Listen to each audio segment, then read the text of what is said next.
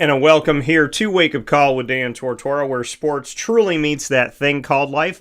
How are you this morning? I hope you're doing well. Great Lakes Honda City Studios, this is where we are. We are here inside the Great Lakes Honda City Studios every single Monday through Friday from 9 a.m. to 11 a.m. Eastern Time, where sports meets life. YouTube.com and Facebook.com/WakeUpCallDT for both, and on wakeupcalldt.podbean.com. So however you're connected with the show, thank you for tuning in up and down the East Coast, the Midwest, the West Coast, and all around the spinning rock that we call Earth.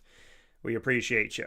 Here this morning on a Thursday, which means it's Papa Joe Day, inside of MonPawsPopcorn.com's What's Poppin'. PJ is going to join me to talk baseball as we are 120-plus games into the 162-game season. And then Ross Turetsky, fellow sportswriter and broadcaster, as well as one of my brothers, will be joining the show here at 10:15 a.m. Eastern Time to continue the conversation on baseball, as well as give me his thoughts on the New York Yankees, which are his team, and how does he feel the Yankees are doing right now and what they can do as we move forward. And then we'll jump into the NFL preseason. So a lot of great stuff coming up. As you can see, as I stand here in my studio and we zoom in a little bit here, you can see all of the stuff here that's on the table. Everything here has a purpose. Everything here has a place. There is a meaning to everything that is in the studio. So when you see something, you could definitely know that there is a story and a significance behind it. There's also stuff all around me here in the studio. So happy to be here in the Great Lakes Honda City Studios. Make sure you go and visit Great Lakes Honda City today and every Monday through Saturday for sales and service. Great Lakes Honda City open for you. You can get a sneak peek of all their inventory of new and used vehicles to buy today. And you can also lease by going to GreatLakesHondaCity.com. Thanks for my 2025 Honda CRV, black on black on black on black. I love my Honda CRV, and I look forward to you going to get your car today at Great Lakes Honda City. With that being said, the P Jizzle for Shizzle, my nizzle. That's right. That's his rap name. We call him Mr. St. Augustine. We call him DJ North Florida. That's Papa Joe. PJ, how we doing? GOSO. That's right. The pink. What's up? We're all right. Hotter than hell down here, of course. Still working on my car every day. I took it out yesterday. You got to tell you this. I'm looking at the gas gauge, trying to figure out if it works. Sometimes with older cars, they don't replace the sending units and things. Yeah. So it looked like I got some gas. So I start up the car. I go down the road. I turn down Wildwood. And I don't go half a mile, and I run out of gas. So now I'm pissed. So I get on the phone. I call Mary T. I says, MT, go get one of my gas jugs. Bring it to me. I ran out of gas right down the road. So here we are, hotter than hell. She's holding a funnel. I'm dumping the gas in. And it's old gas, too, which doesn't make an old car feel good, even though it's old. So we started it up. I got to the gas station. I put some regular gas in it to mix with the old gas. Then I took it around to see Joe, and then I came home in the rain. So it was a terrible afternoon for me, running out of gas. Jeez. So, like you said, you wanted to know if the gauge works, so do you have to do something to repair it so that you can actually see what's going on gas-wise? Typically, if you have a gas problem, there's two problems. One is the sending unit from the gas tank that sends the gas up to the carburetors with a little reservoir that gathers the gas. Either the sending unit is wrong or broken, and the carburetor is not working. So it's either one of those two. But I was convinced that because the car was in such good shape that I just blew it. I just didn't check it out close enough. Now when I put the gas in, I actually can see the gas gauge moving. With old cars, you gotta have gas pressure, you gotta have oil pressure, and you gotta have water temperature good. That's the key. Well, I'm sorry that you had a day like that yesterday and that you had to go through all of that. Happy that you have MT around to help, though. So I appreciate it. By the way, how's MT's jewelry looking? Is it on her finger? Is it around her neck? How's the jewelry looking, PJ? Jewelry right now is is not here because she's running around the house in her runaround clothes and she's trying to clean. I'm talking and the cat's sleeping. So yeah, she doesn't know. She's going to get gorgeous later on. We're going to Mass tonight. Okay. For Mass tomorrow. Instead of going tomorrow morning, we're going tonight at 4:00. Then after that, we're going out to eat.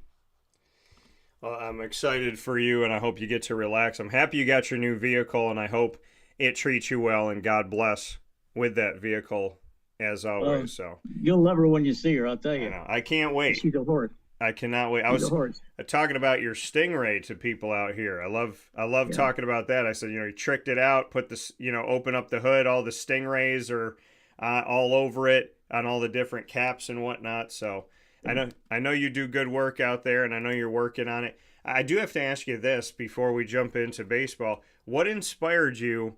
Because I know you love working on cars, and I know that you love, finding classic cars and making sure that, you put them, you customize them to a certain extent and do some cool things with them, but then you also make sure that you keep the essence of the car. So you keep it beautiful, you keep it nostalgic, but you also bring some new to it. What inspired you to do it again and go get this car?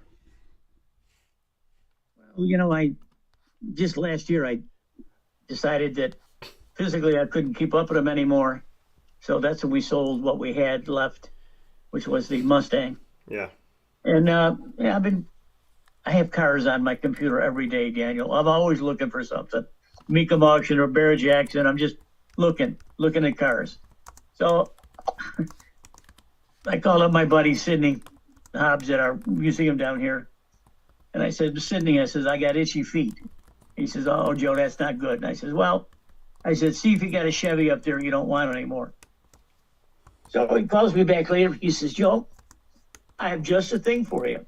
We have a Chevy here that we're getting ready to sell, and you'll be the first guy I call. And I said, okay.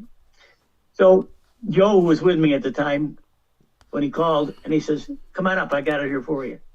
So Joe and I, the museum's only a couple miles away, so we went up there, and Sidney met me, and he says, all the way in the back.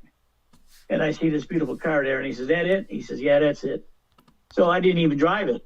I says, I know what kind of cars that Sidney has, and they're all, plus condition. Yeah. And I told myself and meet MT and Joe, I said, if I get another car, it's going to be in perfect condition where I don't have to do anything, because I get frustrated if I can't do it physically. Yeah. So I was thinking yesterday when I ran out of gas, I says, I don't need this problem. I says, I hope it's nothing serious. It doesn't appear to be serious. So, and answer your question, I bought the car telling me that I don't have to do anything to it. Just cosmetically, my shining and everything else, the engine work and stuff like that. So in order for me to fix the car if something happens, I don't think I could do it, Daniel, physically. So I have to get on the floor, I have to get under the car, and I got to jack it up, this and that, and this. I just can't do it.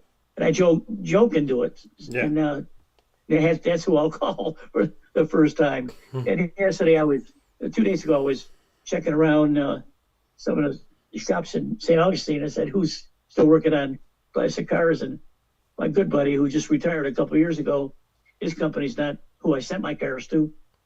His company's not fixing stretch classes anymore. So I found another guy that I know from years. So he's going to take care of the car for me. And, when you drive a car like that, you got to be mindful of the fact that if it doesn't run, how are you going to get it to where it's going? So you have to have a tow service in hand where you just pick up the phone and you call and you say, hey, pick up my car, send it to Evans Motor Works, and that's the best I can do. So you have to get out. I don't want to be stuck on a road with nothing to do, right, or no one to call. So I have someone to call, and I have someone in mind to take care of the car if I get in a big pickle.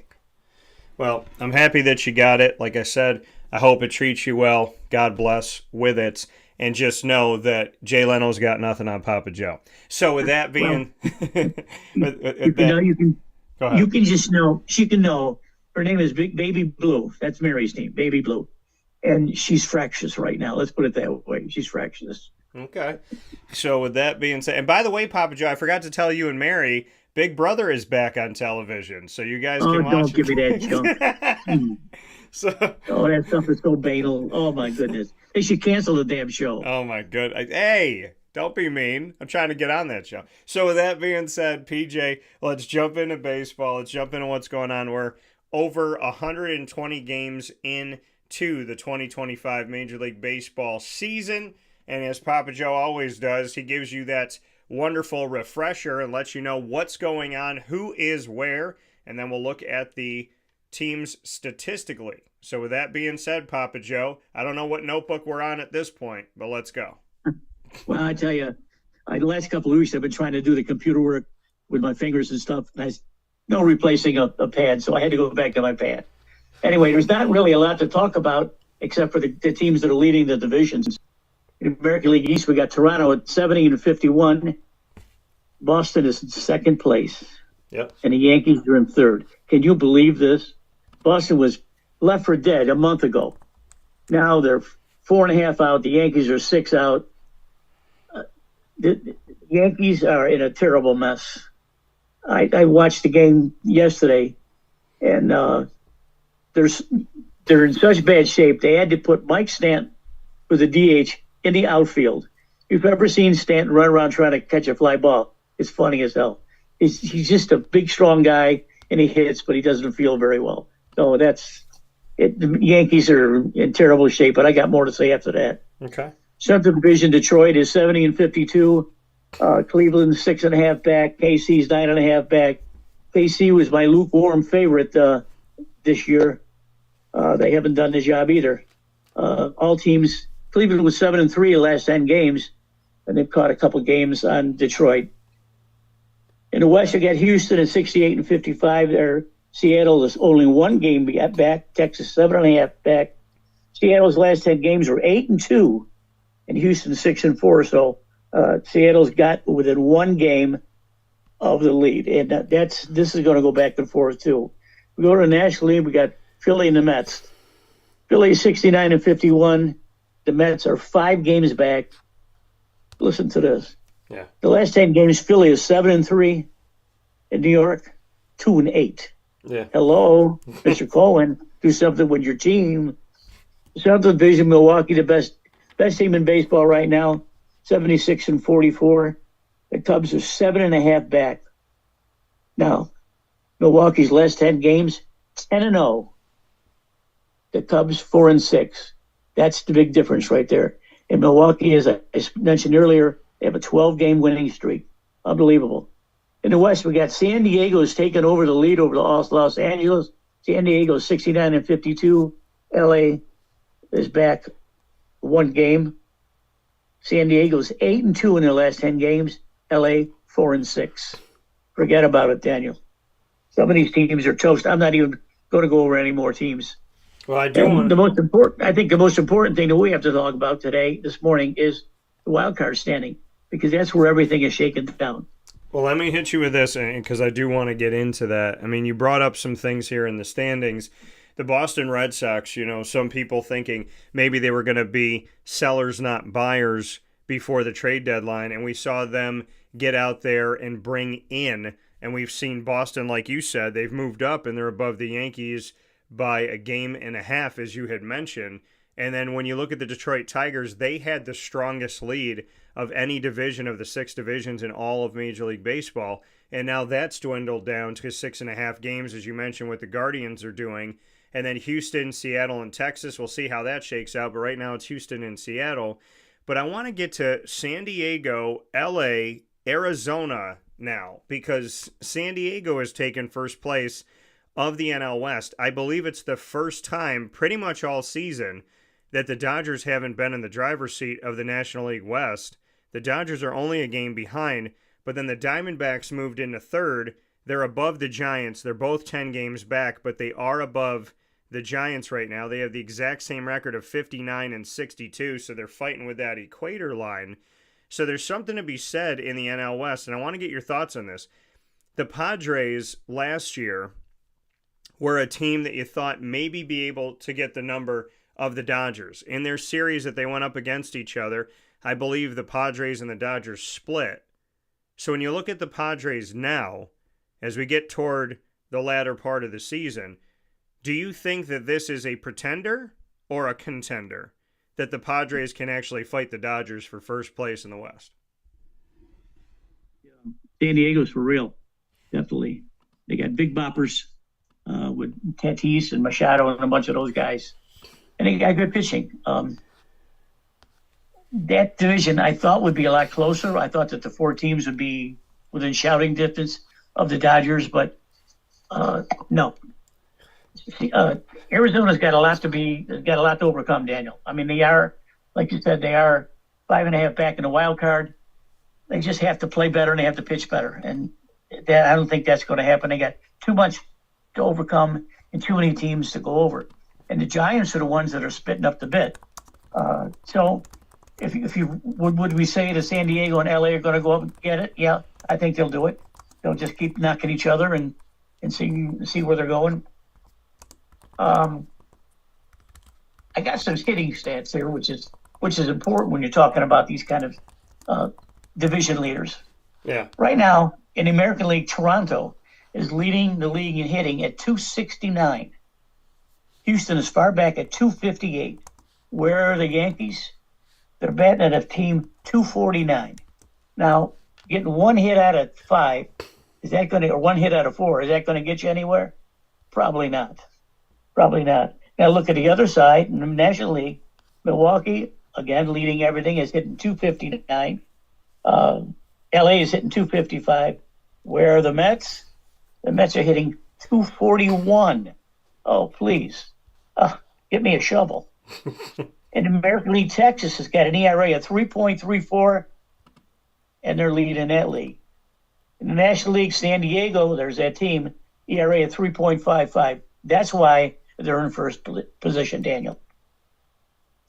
Yeah, and when you look at, like you said, you brought up the wild card here a little bit. The way it stands right now, some things have shifted. And so in the American League, the Toronto Blue Jays are the best team in the American right now overall. 70-51. Behind them, the Detroit Tigers 70-52, which I think puts them a half a game behind the Blue Jays. The Astros 68-53. The wild card as it stands right now in the American, Seattle, Boston, Yankees. Seattle is 3 games back, and then you look at, or they're +3, Boston Red Sox are +5. The Yankees right now have just 1 game between them and the Cleveland Guardians. The Rangers are within 3.5 games of the Yankees, and the Royals are within 4 games of the Yankees. And the Angels are actually within 5 games of the Yankees here. And then in the National League, we have Milwaukee, as PJ said, leading. They have the best record in baseball, to echo Papa Joe, 76-44. Philadelphia in second, San Diego in third. The Cubs are the first wild card team. And then we have the Dodgers, and that the Mets are squeaking in here. The Mets are only a game ahead of the Reds. They're 4 games ahead of the Cardinals, and they're 5.5 games ahead of the Diamondbacks and the Giants. So there are teams that are not out of this yet, including my Diamondbacks, if they can figure this thing out. But PJ, we're seeing the Dodgers as the 5th best team right now out of 6 in the National League, which seems very strange to me. And then we're seeing the Red Sox also in play here as the 5th best team in the American League. And it's kind of the uniqueness of this is, I don't know if people expected the Red Sox to be in the hunt, and so them being in the top 6 is great. You expect the Dodgers to be in the hunt, but you don't expect them to be on the same line as the Red Sox, with the Dodgers being 5th out of 6 teams in the West. Yeah. Or in the National League, I should say. Well, it goes to be said, the end of the year is pitching and defense. And I got some other stuff here that we can talk about when it comes to putting these teams together. Yeah. I think that last night I caught the Angels and the Dodgers. And this is hard to believe, but the Angels won again. They swept the season series against the Dodgers 6-0. The woeful Angels swept the Dodgers 6-0. The Dodgers have lost 4 in a row. Last night, Ohtani pitched could only get through 4 innings. He gave up 4 runs, earned runs. Home run by Taylor Ward put him down. But what happened last night was he faced Trout twice, just like it was in USA in Asian baseball last year, and he struck out Trout twice. It pains me to say this, but I think that we're not seeing certainly the best of Trout. Maybe, perhaps, it's the best that he can do right now, but all we can do is remember what he was and what he's accomplished over the years, 3 MVPs and so on and so on. I don't think we're going to see him be relevant at all this year or, frankly, in the future, Daniel. That's hard for me to say. Yeah, I mean, for where we are right now, like you said, where some of these teams have where they're set up, where things are at this moment in time. You talk about pitching and defense, and you've spoken about it multiple times as we've talked over the years about how important this is.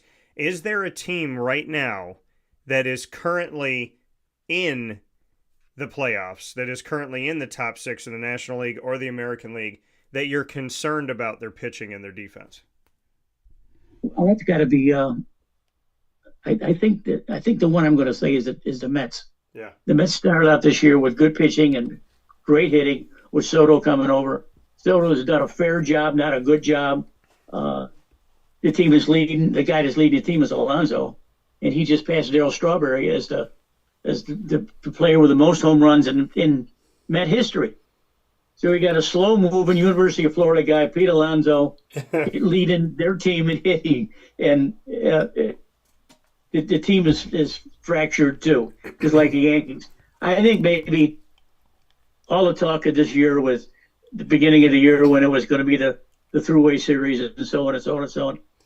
I think it's just finally getting to the guys. I don't think the Yankees can win, Daniel, any more than maybe 3 or 4 straight. I mean, they're hitting. They're not hitting. Period. I mean, Judge wasn't too far. Wasn't past a couple months ago.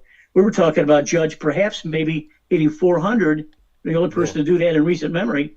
And here he is. He's not floundering, but he's only batting .337 now. Yeah, that's a long way from 400. And he's leading his league in hitting, but he's only 15 points ahead of the guy behind him. Judge is hitting .337, 38 homers, 88 RBIs. But I think the person that's stealing his thunder is the one that's carried his team this year, and that's Cal Raleigh from Seattle. Is batting .245 with 45 homers, 98 RBIs. Now, Seattle looks like the strongest team in all the teams we've been talking about, them in Toronto. I think that Raleigh is carrying his team. Now, your boy, Eugenio Suarez, was supposed to really give the Seattle a big lift. Yeah. He's hitting below the Mendoza line right now. He can't get acclimated. He's not hitting homers, not hitting runs. So I look for him to pick it up. He's too good of a player not to. And Josh Naylor's the same way. He's floundering too. So when you talk about Seattle and Toronto and American League, and you got Milwaukee and Philly in the National League, I think those 4 teams are taking the top spots now that you could talk about. They have the possibility to go all the way. Yeah, and as in the Tigers, it's another team that I want to circle here this morning, PJ, because we look at those standings and we look at where everything's at. Now they're second to the Blue Jays, and they're barely out of being the number 1 team in the entire American League. They did have a double-digit lead on their division, and that has now gone down to 6.5 games that they're above the Guardians. Do you have any concern with the Tigers? As long as Tarek Skubal is healthy and throwing the ball, I don't think you got a lot to worry about, because you give him the ball every 5 days and you're going to get a supreme effort. And talking about those kind of deals, what I like to get into now is to maybe talk about the players that possibly are leading their team to the pennants. Okay. And they're struggling. Some players are struggling, some are not. But we look at the American League. I got Aaron Judge is the MVP favorite. As I stated before, .337, 38 homers, 88 RBIs. But I think Cal Raleigh is the true leader right now as the most valuable player in the American League, carrying his team at 245. Yeah. Not really good, but he's got 45 homers and 98 RBIs. Now, when you talk about the Cy Young Award, which is the best pitcher in the league, Skubal is about there. He's 11-3. Got a 2.48 ERA for Detroit. I got Max Fried, the Yankees, at 12-5, a 2.94 ERA. The last two times he's pitched, he's got tattooed. His ERA has gone from the low twos up to a high twos. And Garrett Crochet from Boston has been 13-5 with a 2.48 ERA. He's carrying Boston. So you've got players that are carrying their teams. And so whether it be pitching or hitting, that's what's relevant here.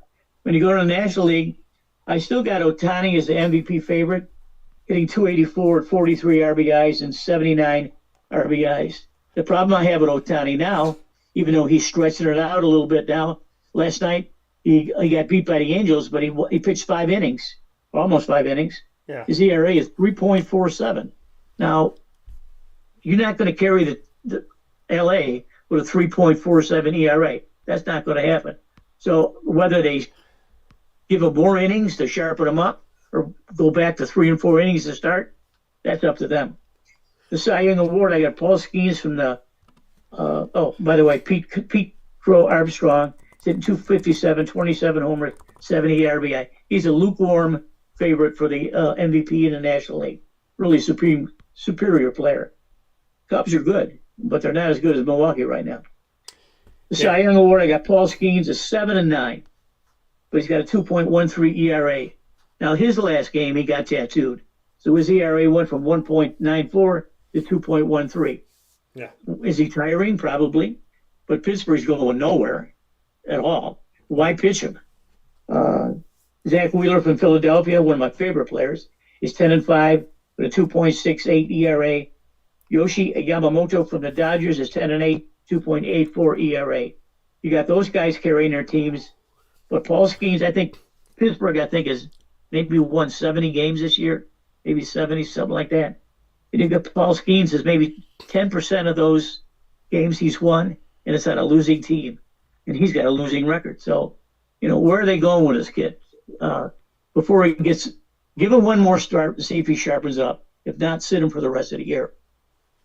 Yeah, and as you make mention of who could be up for these awards, we look back on last season to this season, if there's going to be any repeat. I know you mentioned Shohei Ohtani. He was the National League MVP last year in his first season with the Dodgers, and so obviously there's people thinking he could be in that world of having yet another MVP. The American League last year was Aaron Judge of the Yankees, and then Tariq Skubal that you brought up, he was the AL Cy Young Award winner last season. The NL Cy Young Award winner is going through he's on the 60-day IL. Chris Sale last year was the NL Cy Young Award winner for the Braves, and his rib injury, he now is in his rehab start, and he was in his first rehab start a day ago for AAA Gwinnett, or a couple days ago, I should say, back on Tuesday. So, that's a name that we're not going to see with the Cy Young Award this time around in the National League. And I know you just brought up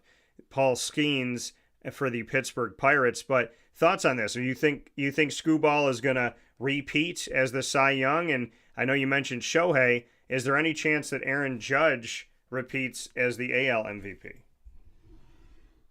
I think Judge is under pressure. It's not fair. It's under pressure for him to carry the Yankees. Yeah. The players that they put into these positions around him are not producing. The only one that's producing is Cody Bellinger, and he's a left-handed slugger. It's not fair that they have the Yankees being led by Aaron Judge by himself. Whether he can handle the pressure or not, I'm not sure.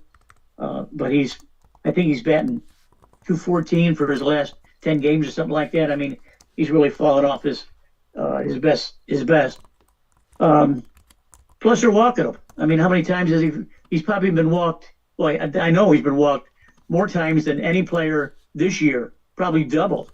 And when I say that they're not pitching him 4-0. The managers are holding up 4, which means put your bat down, go to first base. They're not even pitching to him. So when you have to pitch around Aaron Judge and the rest of the team isn't responding, the Yankees are in trouble. Now, I saw Rodon pitch a good game yesterday. He won, but he's the only pitcher that's doing anything. They're carrying a couple young guys. Warren, who's gotten killed a couple times, but he's hanging in there. They brought up a kid from their AAA. He was 1-2. I think they set him back. So I don't know where the Yankees are going. I don't see. People are bitching that it's all Aaron Boone. It's not Aaron Boone. Aaron Boone knows what he's doing. He's a good baseball man. He was a good player. His father was a good player. His grandfather was a good player. He's putting guys in position where they're supposed to play. They brought the third baseman from Colorado, McMillan. He's doing a good job, but he's not hitting. He's hitting less than 225. You got Chisholm at second base. He was crying because he couldn't play third base anymore. So he finally got a third baseman. He flipped him over to second base. He's a marginal player right now. Volpe's playing shortstop, can pick anything. He's got almost over 60 RBIs for a light-hitting shortstop.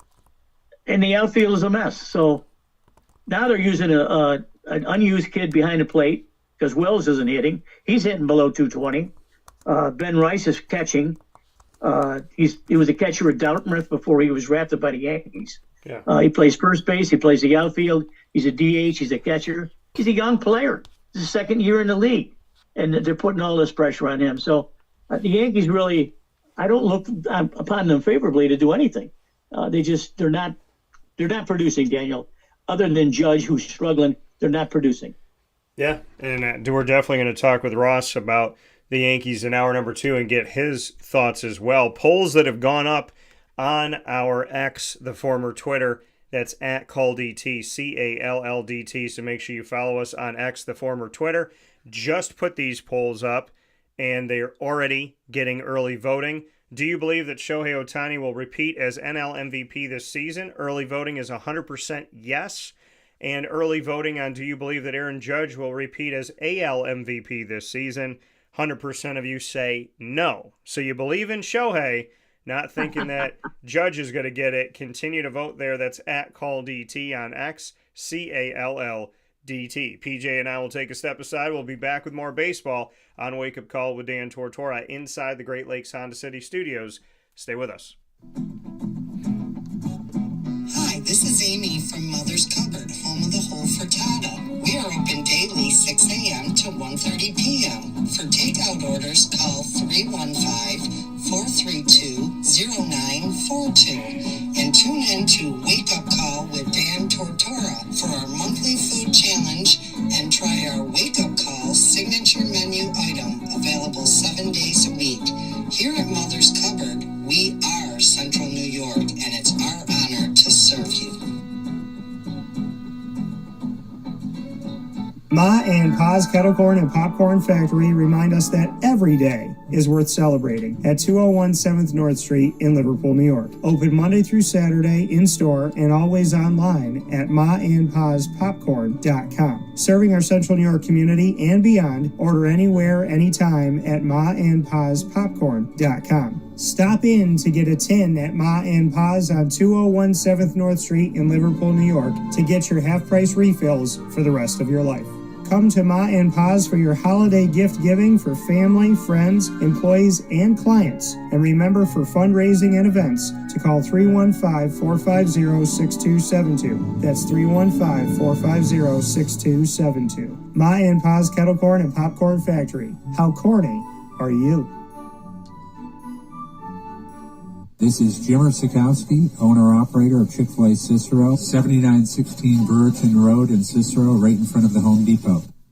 I had a deep feeling that God wanted me to do something bigger with my life and to help people, help others. I kept putting Chick-fil-A in my life, and I realized as I was going through the franchise selection process that positively impacting the lives of others was really core to what we do here at Chick-fil-A. First of all, it starts with the food. The food is brought in fresh daily, and we bring in local produce. We prepare to order in the kitchen. We hand bread our chicken. We hand spin our milkshakes. It's great food. It doesn't taste like fast food.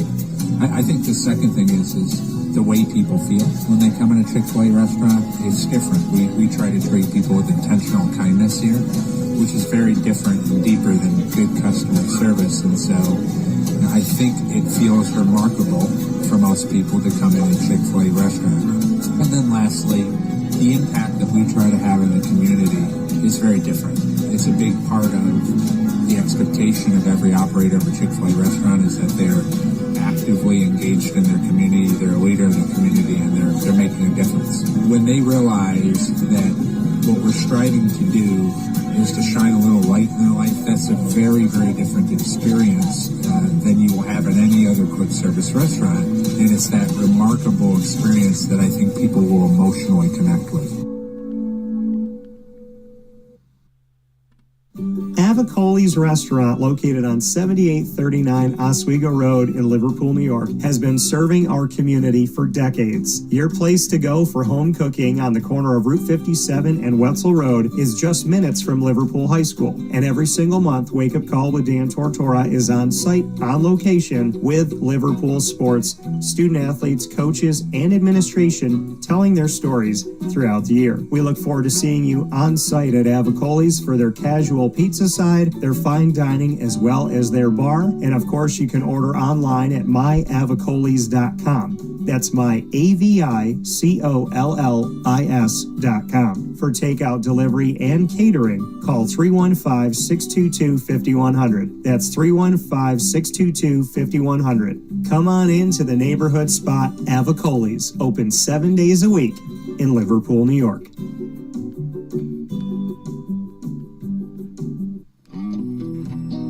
K9 Campground Dog Boarding is your home away from home for your furry-loving friends. Open 7 days a week with drop-off and pickup times in the morning and later on in the day and early evening. K9 Campground Dog Boarding is the spot to trust with your dog for short and long-term stays. Call 315-299-4013 for more information. That's 315-299-4013, and go to k9campground.com as well. That's KAMP ground.com, where you will find all of the information on their different cabins, which include the classic cabin, executive cabin, grand cabin, and luxury cabin. K9 Campground Dog Boarding, where your dog will have indoor and outdoor areas as well as their own private cabin for any size, any breed, as well as dogs with different needs. Dog parents and dogs alike choose K9 Campground Dog Boarding. Isn't that right, Lily?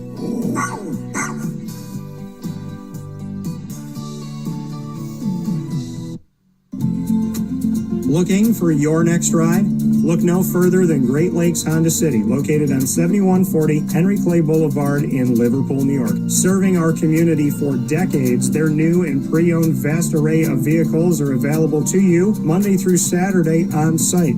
To search from home, shop at GreatLakesHondaCity.com. Call 315-365-5576 to set up an appointment. That's 315-365-5576 for Great Lakes Honda City, 7140 Henry Clay Boulevard in Liverpool, New York. Great cars, great people, Great Lakes.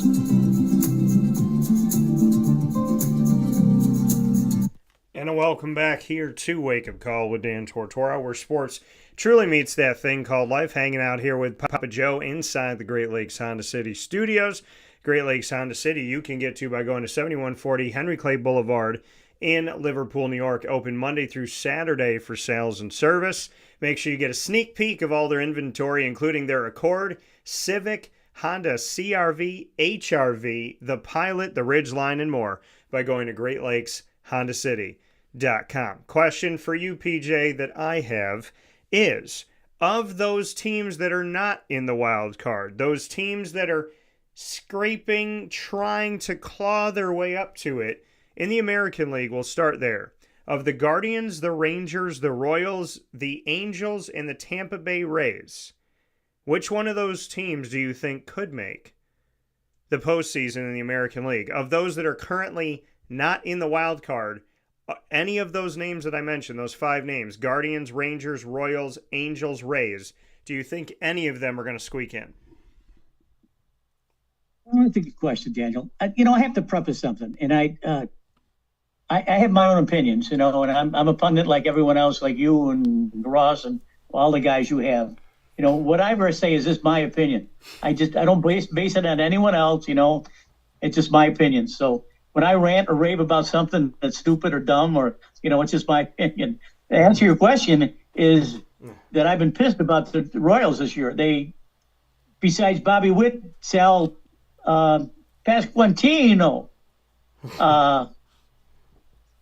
they're not hitting and they're not pitching like they did last year. I think if they put a big run together, they got a shot to squeak in. Yeah. In the American League, that's as far as I would go. I know Cleveland is probably the better team right now, but Kansas City has superior players. They have good pitching with Seth Lugo and his boys over there. I look for Kansas City maybe to make a sweep. Now, in the National League, go ahead. Yeah, so they have so in the National League, currently not in the wild card, but within striking distance, here are the 5 teams that are less than double-digit games behind. I'm not going to talk about any teams that are more than double-digit behind right now. The Reds, the Cardinals, the Diamondbacks, the Giants, and the Marlins, they are all 6 games back or less. The Reds are only a game back, as we mentioned before. So is there anyone in the National League of those 5, the Reds, the Cardinals, the Diamondbacks, the Giants, and the Marlins, that you think might find a way to get into the postseason this year? Well, Cincinnati has a very good team. They got, if not the best, one of the best players in baseball. Eli De La Cruz plays shortstop, runs and hits, throws, everything. He's got the whole package. However, I'm going to refer to your Diamondbacks. I know that they had a fire sale just a couple of weeks ago, and they lost a lot of their players. Corbin Carroll is still Corbin Carroll, even though he's not hitting like Corbin Carroll. He's above the Mendoza line, but he's not doing what he should. He's still leading off. He's playing well. But, again, he lost a couple of big guns behind him. And I think that if Arizona pitches well, they got a shot to squeak in. And they do have some serious pitching. So that's where Cincinnati is probably going to squeak in, Daniel. But I think Arizona's got a shot also. Yeah, and I'm happy to hear you say that. I mean, Cincinnati is very much within striking distance of the Mets, and I do like the fact that the Diamondbacks have put themselves in a place where they are within less than 6 games of getting into that final wild card spot. So how you play out these series coming up going to have a lot to do with it, because there are some teams that are in right now, like the Mets, that have struggled in their last 10. Jerry said the Reds made the Phillies look like the St. Louis Browns. So that's Jerry's thought on his Phillies. PJ, any other thoughts here in the baseball world as we're 120 plus games in? I know there's some other things you wanted to jump into, so I open it up to you now. Well, there's a couple of things I want to mention, and we all looking for stars that are good players that maybe break out this year and play the next 5 years or so at a high pace. Strange as it may seem, the 2 players in the American League that are above the rest, that are in contention for the Rookie of the Year, are Nick Kurtz from the A's and Jacob Wilson from the A's. Now, they're both infielders. Kurtz is hitting 300, 23 homers, 62 RBIs. Jacob Wilson is hitting 312, 10 homers, 45 RBIs. And the A's, we've been beating them like a redheaded stepchild all season long. And they're not a very good team, but these 2 kids are superb. So, maybe next year the A's with a little pitching and maybe a home that they're playing baseball in would be nice. And then actually I got Rookie of the Year Drake Baldwin from Atlanta. He's at 285, 13 homers, 52 RBIs. And Hai-Sung Kim from the Dodgers, hitting 304, 2 homers, 15 RBIs. That's not really impressive, but he comes from Korea, where he averaged 304, 37 homers, 386 RBIs. So look for those 2 players to shine next year. LA doesn't need any more foreign players. They got half of Korea playing. But to watch the A's play baseball and watch these kids, if you get a chance to catch them, these kids are superb. Yeah, and like you said, I mean, they're looking at what is going on here rookie wise and who those top rookie performers are as we look to see who is going to take away these awards. I mean, there's been some great moments, and we talk about Skeens recently, and of course Corbin Carroll and what Corbin Carroll has been able to do. And now when we look at Major League Baseball and we look at the rookies and what's going on right now, statistically, I'm just taking a look at some of the stuff that's going on here now. And like you said, you made mention of some of the guys that are leading and whatnot. And, there's Brendan and I talk about this because he is big on prospecting. He's big on looking at the draft, seeing who's coming up, and then making, notes for himself. And then he goes out and tries to get those cards of those players and buys on them and then sees what he can do and try to move some stuff. He was big on Skeens when Skeens was coming out in his rookie season. And, when we look at the contenders now, like you said, you made mention of it, PJ, I go back to some of the stuff that they had, people that were off to strong starts in the season, Christian Campbell of the Red Sox, Jackson Joby of the Tigers, Jacob Wilson of the Athletics, Cameron Milsner of the Rays, Shane Smith of the White Sox, Tomoyuki Sagano of the Orioles there, and, Jason Dominguez was brought up on here, Kumar Rocker of the Rangers, Cam Smith of the Astros, and so there's something to be said of, who is trying to find their way and find their footing in contention here and how to track it. Do you have a favorite yourself? Do you have a rookie that you look at in 2025? I know you just spoke a little bit, but do you have somebody that you love to watch the most? Yes, I do, and it's Jacob Wilson. Okay. I've seen him several times this year. He's a superb fielder. He's an excellent hitter. And they can build a team around Wilson and his compadre there, Kurtz. The A's, for what they've been going through the last couple of years about not having a place to play, we don't even know their names. The Sacramento or whoever, Yeah. If they can ever find a place to play and build a clientele and build some fans for us, they could be a real good team. You can build a team around these two players just here with some good pitching. So Jacob Wilson's the one that I look forward to seeing next year. Yeah, and we're going to put a poll out. I'm actually going to do it now. Who you believe in this moment is the American League Rookie of the Year and the National League Rookie of the Year. So I will be doing that here on X, the former Twitter, @CallDT. That's CALLDT. Who will be the 2025 American League Rookie of the Year and who will be the National League as well? I'm going to be putting up the four that we have. So in the American League, as PJ and I were just talking about, the names I'm going to put up here, we're going to have Nick Kurtz of the A's. So Nick Kurtz is going up into the poll right now for the A's that have no home. And then we're going to go to hopefully they will soon, Jacob Wilson, that you just mentioned is your favorite to watch. So Jacob Wilson, also of the A's. So the one thing the A's do have going for them here is, despite the fact that, figuring out what their actual future is going to be concretely, at least they know that they are in place right now with two guys that there's a lot of belief and hope in and could be Rookie of the Year. Roman Anthony, I'm going to put Roman Anthony from the Red Sox in as well for the American League. And so you'll see Roman Anthony on our board here. And the last one I'm going to put in. So, PJ, I'll ask you this. Between Noah Cameron of the Royals and Jason Dominguez of the Yankees, which one should I put in the poll? Because you can only have four. Well, Jason Dominguez is a 22-year-old. He's a switch-hitting outfielder for the Yankees. Fast, really, really fast. He's not playing with the maturity that he needs. And again, the Yankees are putting a kid like this in a tough situation. Yeah, he was starting just last month, and now he's just a guy on the bench because they got to put Stanton somewhere. With Judge coming back DHing, and Stanton have to put an outfield, which is scary.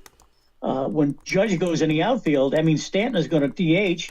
Dominguez is going to be out of a job. So I think Dominguez has done pretty well for himself. Again, he's a switch-hitting, power-hitting outfielder that can run. and you don't see too many of those. So we're going to go ahead and put Jason Dominguez in here as our final one. So you can vote in this poll. It'll be going live in just 1 second here as we make sure that Jason Dominguez is added to this for the Yankees, and you'll be able to vote in the poll. So that is going live momentarily. Who will be the AL Rookie of the Year for 2025? And so that poll is now official. Nick Kurtz, Jacob Wilson, Roman Anthony, or Jason Dominguez. Feel free to vote in that poll on X, the former Twitter, at CallDT. That's CALLDT. The voting continues to come in. Do you believe that Judge will repeat as AL MVP? In the famous words of Papa Joe, you have said no. 100% no. Do you believe that Shohei Ohtani will repeat as NL MVP? We've gotten votes on both sides. 80% yes, 20% no. So make sure you continue to vote in our polls. And PJ, for the National League Rookie of the Year, I want to ask you this here. So who will be the National League Rookie of the Year? We brought up some names. You brought up some names here. I want to get your thoughts on who will be on that side of it. So if I'm going to put 4 up here, who will be the 2025 NL Rookie of the Year? What 4 names do you think I should put in the poll? Oh, boy. Other than Baldwin and Kim, I don't know, because I think Baldwin has a pretty big lead about right now, and someone's going to have to play out of this world to take him. I think is a slam dunk for Rookie of the Year. So the other 2, I don't know. I'd have to look it up, Daniel. Yeah. So there's a name here from the Marlins, and that's Agustin Ramirez. So I'm going to go ahead and put Agustin Ramirez here in the recent look at this. Agustin Ramirez name's coming up. So we're going to put Agustin Ramirez on the list here. He's 2 for 18 over the past 4 games. However, he posted a 785 OPS with 6 home runs over his previous 36. His catching skills leave much to be desired, but his bat has been a big boom for Miami, what they're saying out here. Now, Isaac Collins of the Brewers, I'm going to go ahead and put Collins up here. So Isaac Collins of the Brewers, we'll go ahead and put his name inside of here. And our final name that we'll put in, so Jacob, you want us to put Jacob Mizorowski, is that what you're thinking? The other name is Cade Horton, PJ, of the Cubs. So you're thinking Mizorowski? Yes. Okay. So we're going to go ahead and put Jacob Mizorowski on here. So the Brewers have 2 on the list, and the Oakland A's have 2. So we on the American League side of things. So we're going to go ahead and add Mizorowski and put his Brewer tag next to him. Oh, it won't even let us put because his name is so long. So actually, no, I could fit it. Hold on. There we go. So who will be the 2025 NL Rookie of the Year? And we're going to go ahead and make this poll live right now on X, the former Twitter. That's at CallDT, CALLDT. Make sure you vote in it while it is up. And this poll is now going to be live in 3, 2, 1. Is everything there that I need? Yes. Okay, so the poll is now live. And so you can vote in this poll, folks. Who will be the National League Rookie of the Year? Drake Baldwin of the Braves, Agustin Ramirez of the Marlins, Isaac Collins of the Brewers, or Jacob Mizorowski of the Brewers. So make sure you vote in these polls on X, the former Twitter, this morning. PJ, any final note for you? No, just, we're looking for the home stretch here. And as New York fans, we're seeing what's going to happen with the Yankees and the Mets. And we were talking just last month that maybe we could see a Subway Series, but it ain't going to happen. So I'm looking for the Mets to someone come out and show their guts, do something. They're pitching well. Linder's hitting fair. Yeah. Alonso's carrying the team. Soto's fair. So they really shouldn't have any problems hitting. It's just pitching is a problem. And the Yankees. We saw the writing on the wall 3 months ago when Garrett Cole went down. Yeah. And I said, oh, this is trouble. This is really going to be trouble. And it really is trouble. So besides him being one of the best pitchers in baseball, he was the ace of the Yankee staff. Now they had Max Fried coming over from Atlanta, and he was throwing lights out there for a while. But the last couple of games, he's been really hit hard. He's not a strong pitcher. He's a left-handed pitcher, throws a lot of cutters and changeups and things, which you expect a left-handed pitcher to do. So a lot of pressure on Fried just to maintain his momentum. Yeah. You know, both New York teams are really struggling, Daniel. That's all I can say. Yeah. So, I mean, as we were talking last week, they were barely in the hunt for the wild card, and as we continue, they're the bottom team in both sides of things in the American League and the National League for the wild card. The Yankees in last place to get into the playoffs, and the Mets in last place to get in on their side as well. So they're still in, but not by much. Those polls are live once again to vote for the AL Rookie of the Year and the NL Rookie of the Year. To give us your thoughts, and just to let you know, as PJ gets ready to hop out here this morning, the Yankees are only above the Guardians by a game. The Mets are only above the Reds by a game. So let's see what will happen here as all of these teams step forward. The Reds have been 6-4 in their last 10. The the Mets only 2-8. And then that one game of separation between the Guardians and the Yankees. Guardians have been 7-3 in their last 10. The Yankees 4-6. So with that being said, Jerry said he calls the Mets the Mutts. He said, I hope the Mutts fall on their faces. So there you go, Jerry. So with that being said, PJ, thank you for everything. Please be safe and take care of that car. And I hope that car runs well for you and that you enjoy it. Please stay cool down there, and I look forward to seeing you soon. Okay, thank you, Daniel. Have fun. All right, take care. I love you. That coming from Papa Joe, as well as shouting out some love for MT. We're going to take a step aside for a fast break here on Wake Up Call with Dan Tortora, where sports truly meets that thing called life. We're inside the Great Lakes Honda City Studios, and we appreciate you for being here with us. Great Lakes Honda City Studios, and of course, Great Lakes Honda City on 7140 Henry Clay Boulevard in Liverpool, New York. You could go and visit them for sales and service Monday through Saturday. Let them know that DT sent you. Jerry said, I love you guys. We love you back, Jer. And we appreciate you so very much. Great Lakes Honda City. Go there today, and you can get a sneak peek of their inventory by going to GreatLakesHondaCity.com. Early voting. Who will be the 2025 AL Rookie of the Year? Jacob Wilson got a vote. I had to fix the poll because I was missing a word in there. I didn't have who will be. I had who will. So I did see someone voted for Jacob Wilson. Hopefully they'll vote again, but I did see it, so I'm counting it. Roman Anthony is also getting a vote here early on. And then we have, on the other side, the 2025 NL Rookie of the Year. Drake Baldwin, the only one who has gotten an early vote, 100% going his way, that he would be Rookie of the Year. So 4 polls are up, and you could vote in them right now on X, the former Twitter, @CallDT. That's CALLDT. The polls: do you believe that Shohei Ohtani will repeat as NL MVP this season? Do you believe Aaron Judge will repeat as AL MVP this season?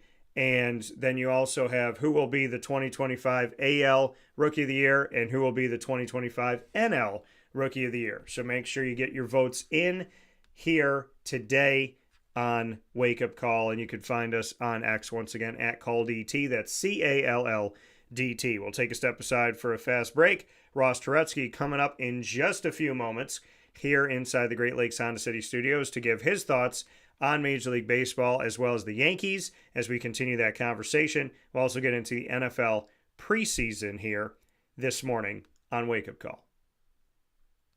Here's a message from Renee from Bryan's Landing, located on 6523 East Seneca Turnpike in Jamesville, New York. Open Tuesdays and Wednesdays for dinner, Thursday through Saturday for lunch and dinner, and Sundays for brunch. It's a lot like the way that my mom and dad ran their restaurant. We have put in place a lot of people that are family to us, very similar to how my dad hired people that were family to him. And then the tradition I'm carrying on is a lot of the items that are on our menu are my dad's. And he taught our chefs how to recreate his dishes. So I think that Tommy McInerney, who our executive chef is, to him it is an art. And I think that when he does create a dish, it's not just about making the food taste delicious, which is definitely our priority, but it's an art to him, and it's almost like his canvas on a plate where he just wants the colors to look great, and people love it because he takes pride in that. And Brian and I appreciate that. We want it to obviously look good and taste good. I will tell you, when we opened up, it was 6 weeks before COVID. And what was amazing was the community, our friends and family stepped up, and everybody did takeout. Everybody supported us. Our hearts were just so filled.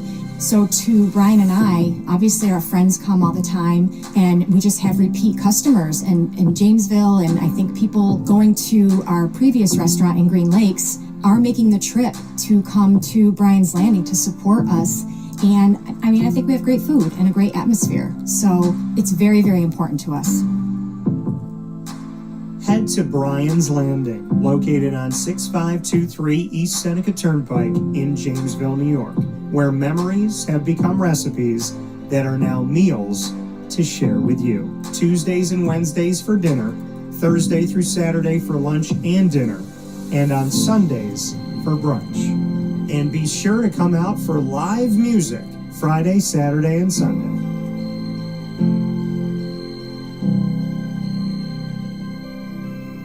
Life gets busy, and sometimes that means us running around. So Canine Camp Dog Daycare offers you an opportunity to give your dog a place to stay while you take care of what you need to throughout the day. Canine Camp Dog Daycare is located on 228 Old Bridge Street in East Syracuse, New York. You can see it from the highway, and it's just off of Erie Boulevard across from BJ's Wholesale Club.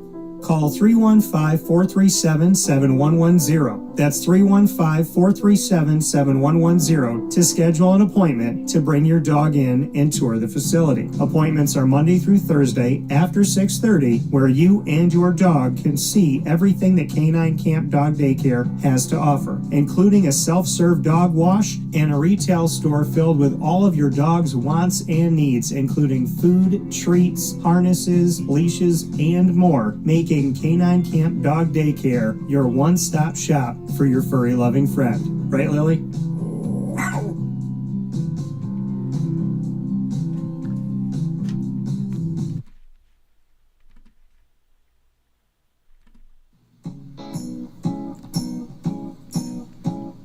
In these unique times, there are those in our community that give us a sense of normalcy and positivity. Pizza Man on 50 Oswego Street in Baldwinsville has been here for you for over 35 years and is here now. Call 315-638-1234 or order online at pizzamanbville.com to bring those familiar tastes into your home. And remember to come see our monthly on-site broadcasts centered around the community and our Baldwinsville bees. Pizza Man in Baldwinsville. Any way you slice it, they are always here for you.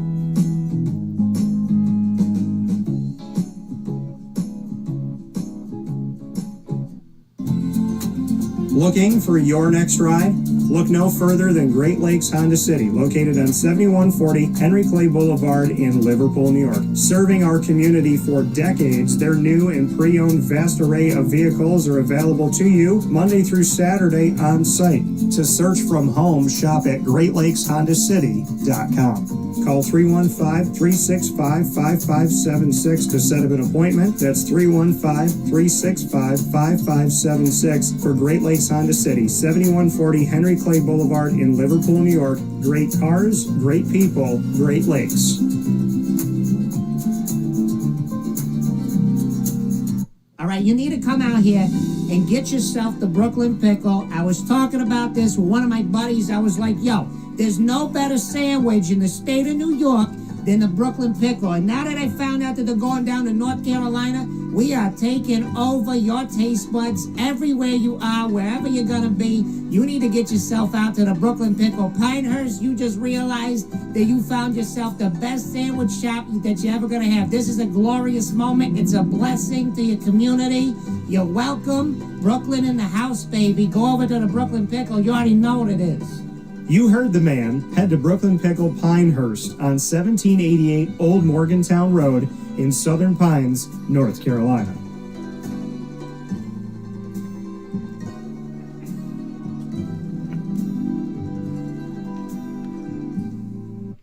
Wake Up Call with Dan Tortora. Would like to give a special thanks to Chick-fil-A DeWitt for all that they do here in our community. It is officially 1 week since they've been opened as of this morning. Head out to Chick-fil-A DeWitt, which is on the corner of Bridge and Erie. You'll find them today, and you cannot miss them. They have a massive brick building waiting to welcome you, a double drive-through all the way around. So make sure you make your way out to Chick-fil-A DeWitt today, whether you're picking up or going through the drive-through or going inside. The team led by Megan Sorber, owner-operator of Chick-fil-A DeWitt, is happy to serve you and happy to bring those amazing Chick-fil-A tastes right to your taste buds and help you to go along with your day today. Right there on Erie Boulevard and off of Bridge. High volume, a lot of people going through there, and something great to see as the hustle and bustle through central New York. You can stop right over at Chick-fil-A DeWitt and enjoy more than just great chicken today. Make sure you head over there, and we appreciate you all. Thank you. With that being said, here on Wake Up Call with Dan Tortora, where sports meets life, we thank you for being here on Wake Up Call with Dan Tortora inside the Great Lakes Honda City Studios. And of course, Great Lakes Honda City is there for you on 7140 Henry Clay Boulevard in Liverpool, New York. Open for sales and service Monday through Saturday. Make sure you get in touch with them today. Let them know that DT sent you. You can get a sneak peek by going to GreatLakesHondaCity.com. As we have a second here for Ross to come in to the show, I do want to take a moment to just speak about Syracuse camp for a second here and talk about what's going on with the Syracuse Orange. They are still very much in the world of a competition between both of their quarterbacks, number 9, Steve Angeli, and number 10, Ricky Collins Jr. All the quarterbacks are working, and I don't want to take anything away from any of the quarterbacks. When it comes to Angeli and Collins, both working here, both trying to get themselves an opportunity to get on the field this season, and I look forward to seeing who that is going to be as we get closer and closer here when it comes to camp. Love the opportunity of speaking with the student athletes as well as the coaches, and I just wanted to let you know here really quick, if you go simply to our YouTube channel at CallDT, or you go to youtube.com/WakeUpCallDT, you can check out our Syracuse football playlist on our YouTube channel, which currently has my conversations with Matt Hahn, as well as Coach Nunzio Campanelli. You have multiple videos with Steve Angeli, the quarterback. You'll also find my Fran Brown Q&As with the head coach. You'll find Ricky Brumfield, the new special teams coordinator, also there on our YouTube channel. You'll see my one-on-one with edge rusher David Amapariola. You'll see my Q&A with linebacker Derek McDonald. You'll also see linebacker coach Robert Wright, as well as having the opportunity to have extended conversations with the Malakis, Syracuse Orange running back Malachi Coleman and Syracuse Orange running back Malachi James. You have tight end coach Michael Johnson that you'll also see on my channel, Syracuse defensive coordinator Elijah Robinson, Syracuse offensive coordinator Jeff Nixon, Syracuse defensive back Devin Grant, Syracuse Orange linebacker incoming transfer Gary Bryant III, Syracuse Orange legacy defensive lineman George Rooks, Syracuse Orange running back Yasin Willis, Syracuse Orange wide receiver who transferred in Jonte Cook II, and I want to make sure I'm not missing anybody here. So yeah, and then you also will hear from the scouting and recruiting staff. There's a couple videos there. Linebacker Fatim Diggs, and then Tommy Caparelli, the general manager there for the Syracuse Orange. You'll see him. Dyshawn Davis, who is a linebacker alum of the team and now back on joining their Syracuse staff in recruiting. So you'll be able to check that out. And then you'll have Syracuse defensive back Deuce Chestnut as well as my conversation with running back Will Nixon and Syracuse quarterback Ricky Collins Jr. And all of that is on top of everything I did at ACC kickoff. So there's a lot more. I was going through those and I'm like, man, I did a lot more videos than I even thought I did. So you could check all those videos out by going to our YouTube channel, and it's on our Syracuse football playlist as we are here in the midst of camp heading into the 2025-26 season. So make sure that you go to our YouTube channel, youtube.com/wakeupcalldt. Click subscribe, hit the notification bell, and of course, you'll find our Syracuse football playlist. So thank you to everybody that has supported us. We appreciate you so very much. Speaking of support, I don't know if it comes from a better place than this gentleman that's coming up here with me right now. He is known for his world of everything that he does in sports, and I have the utmost respect for what he does with his work. Ross Turetsky, good buddy of mine, good friend of mine, a brother to me. And Ross and I always have the opportunity to speak on so many different things in the world of sports. And of course, today we'll be speaking on the world of baseball and football. We're going to get into a bunch of different topics. We're, of course, going to start with his Yankees, and he is proudly wearing a Yankee shirt. It was like he knew. Also very poetic here. So we got Ross here on the broadcast this morning. You know him as DJ Roscoe, and you can find him on social media as someone who not only knows a great deal about sports and is an encyclopedia of sorts, but also a great father, husband, and friend, as well as brother and son. Ross Turetsky, my brother. How you doing, buddy? Yeah, man. Thanks for having me on. No, I'm doing well. It's good to be with you. I'm very busy with the kids. My son, as I've shown you, is getting ready for his first football game. Yeah. This Sunday at 11:15 a.m. if you're at Dallas High School. And then my daughter is going to do the cheerleading for the older group the next game right after. So they're both making their debuts. LJ is like a brick wall out there. He's an offensive lineman and defensive line. They can't move him in practice, and he can just overpower people when he gets his heart into it. So it's great to see him out there with these open practices. We have another practice tonight, a special extra practice Coach B called to get ready for the first game. He wants to keep the momentum up. So we're pumped to see it, and just very, very busy Turetsky household. And we found out our teachers' names for this year because we already our kids start up school in less than 2 weeks. August 26th, LJ goes to full-day kindergarten, and my daughter goes to third grade. So I'm like home alone. I'm feeling old now. I'm like, how the heck do I have an 8-year-old and a 5-year-old? But they are going to be very busy with school and sports, and I love the hectic schedule. And we're also playing soccer Saturday. We got a doubleheader for both of them playing soccer. So we're very busy in the Turetsky household. But I wouldn't have it any other way. Well, no, and I love it for you because, you know, you are obviously, you know, taking care of the kids a lot during the day and whatnot. So now knowing that the kids are going to be out, I look forward to you having some Tom Cruise moments. You can walk around underwear, cereal, whatever you want to do. You now have the freedom to do it. Maybe this is time that I travel down there and we reinstitute our midday movies, Ross. I think we should do that. That would be very cool. I just have to be back to get them off the bus at 4 o'clock. Oh, who needs to get them off the bus? They'll be fine. They'll walk themselves. We used to walk a mile down the road in 2 feet of snow. We got to stop calling these kids and make them be tough like us back in the day. You know what's really... Get off my lawn.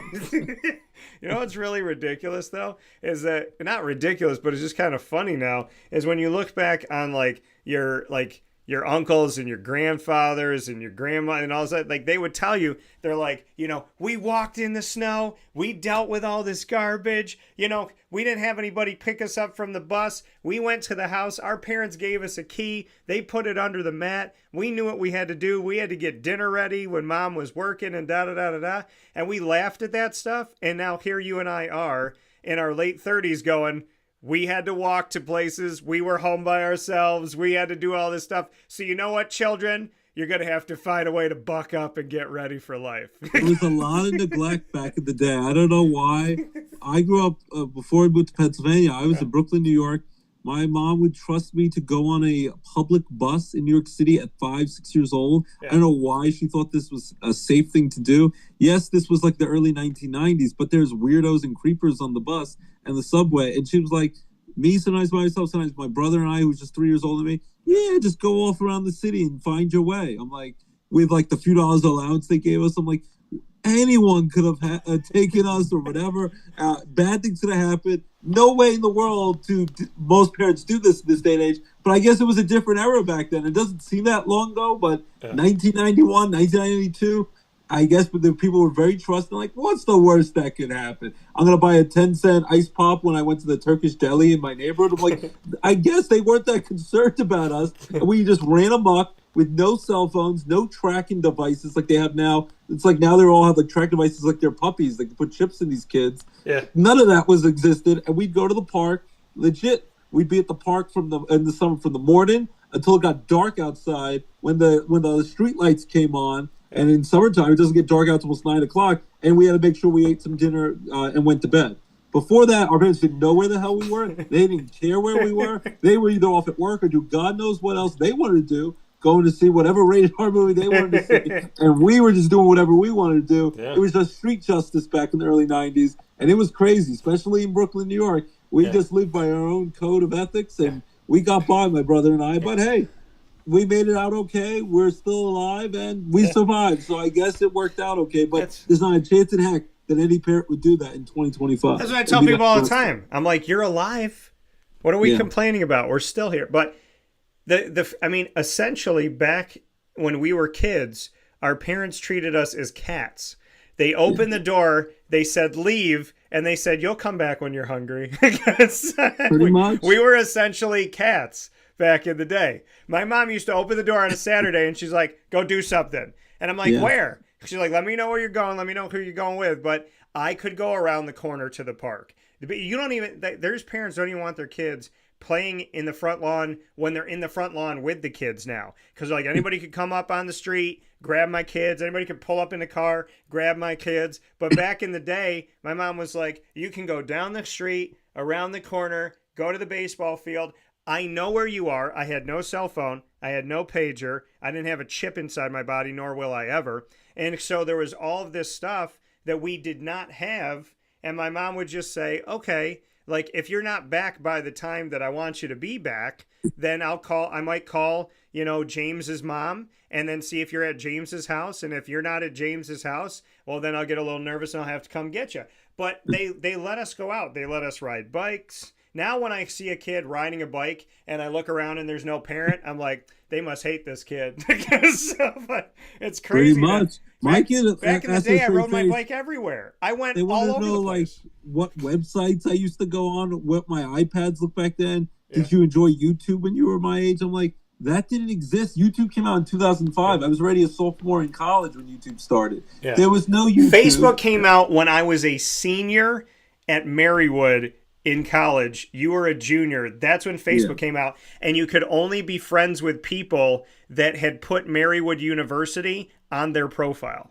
By the way, I got our Marywood baseball hat just so I wanted to wear that for the show. You know when I wear a yellow M, okay? Now it's yellow and green, not yellow and navy blue. When I wear a yellow M, I had they think it's Michigan or Maryland? I had one person stop me in Syracuse. They go, how dare you wear that hat in Syracuse? I was like, how dare I wear a Marywood hat? They're like, oh, I thought it was Michigan. I was like, when were Michigan's colors green? Like, I mean, this is ridiculous. It is. Yeah, so I wear it with pride, but yeah, a lot of them, like, there are people in Scranton, Electric City, where Marywood exists. They're like, what is Marywood? What is a Marywood? They sounded like it was like the Sherwood Forest with like Robin Hood and the Men in Tights or whatever. Yeah. It didn't sound like a real place, a mystical place, but I very much loved our time there. But 100% agree with you. But like, these kids have it so much easier. Even though they have to deal with like social media bullying and all that stuff, that's legit. But because once we left, we got home, we didn't have to deal with that nonsense. So we got back the next day and got stuffed in the locker the next day at school.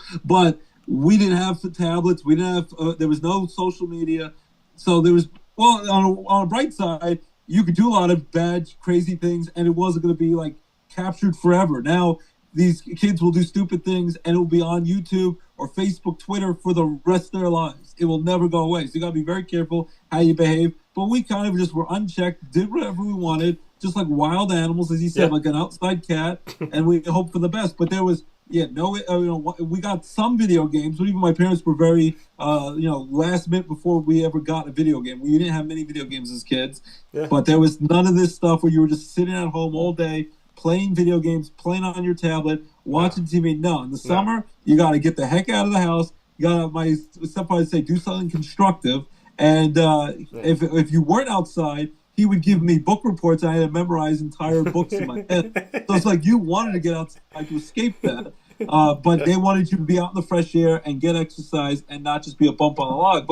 And I think in a way it was kind of a healthier way. Luckily nothing bad happened was that we weren't just saddled inside eating tons of snacks. I have to keep hiding snacks from my kids because all they want to do is eat snacks all day and play on their tablets all day. Or play video games. We were outside for hours and hours getting good exercise, and we weren't, at home doing all that stuff. Like I said, if I was lucky, I could find like a dime, like in the couch cushions, and I could go to the Turkish deli across the street, across the way from my house, and I could get one ice pop for 10 cents. So I would go looking for couch cushions. I'd set a dumpster dive, and I was couch diving, and I was looking for one dime so I can get a fruit pop. When it was 100 degrees outside with no sunscreen, and I'd get burned alive out there. And back then, I told them we weren't really even wearing much sunscreen. So I was like a snake. I was peeling dead skin off me all summer long. Yeah. Very dangerous in terms of like skin cancer, all that other stuff. They didn't care, but we survived, so it worked. Yeah, we never thought we would have the stories, but we definitely have the stories. And when you say that you went couch diving, trying to find this change, I'm wondering, like Ross is Jewish and I'm Italian and Hispanic, but you just had a very Hispanic thing that you talked about in your life, which is we hide our money in couches. So, I mean, because the couch can never lose our money at the bank. So what? Oh, see, that's not even how we did it. A lot of times, and it still happens to me, I just have things, especially with like shorts, like my phone, my keys, my wallet, the chain, loose change. It just flies out of my pockets when I'm sitting on the couch with the kids. Oh, yeah. So then, like, later on, like, I'll find money and things. I hadn't known where the heck it was. And I'll find it. Like, that's why Ross doesn't always get back to me right away, because his phone is in the couch. It's disappeared. It's in the void. It's in another world, the black hole. Yeah. But, I mean, when we talk about this, so, okay, speaking about our childhood and all this stuff, and how they trusted us to go out and whatnot. There's a movie that came out. Here's me. I don't like scary movies. Ross knows I don't like scary movies. I do not go to scary movies. And every once in a while, I get that like itch. Like, okay, you know what? I'm going to give it a shot. And I'm going to go and see this, or I'm going to watch this at home. And then I'm like, why did I do this to myself? Now, there is, and I do have a very close relationship with God and a strong faith.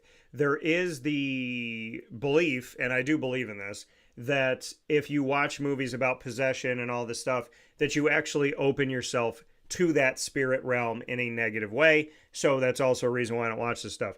There's a movie that came out, and I was reading it today, and I'm going to get like friggin' chills and weird like feelings in my chest when I talk about this. But why not? Because it's Ross and I, and we always talk about this stuff. But there's a movie called... Go for it. You could do it. As Rob Schneider said, you could do it. There's a movie called Weapons. Oh, the new movie. Yeah. It looks intense and crazy and scary. I saw the creepy kids. They look like the Joker. Yeah, with like it's insane. On. Apparently, one of the scenes, like a child just like walks into a kitchen and sets a woman on fire and just like looks at her. Anywho. Oh, that's great for children to watch. And people like, and I just saw the trailer creep me out because they're saying 2:17 in the morning. All the children left except one kid. And then they're like silhouettes in like just a black silhouette. Yeah. And they're just running around these little kids. You know what they look like? They look like in the like when you see in the thing, when you see their black outline, they actually look like Pinocchio. They look like puppets. Because there's the thought that, okay, I have two theories about this movie. Either they have done some type of, through social media or through something, they have brainwashed children. So this is either a brainwashing. Because I'm afraid they're going to get brainwashed and like kill people or jump into the middle of the road. So it's either a brainwashing or it's a possession. But here's the thing: it says last night at 2:17 a.m., every child from from the, what does it say? Mrs. Gandy's class woke up, got out of bed, went downstairs, opened the front door, walked into the dark, and they never came back.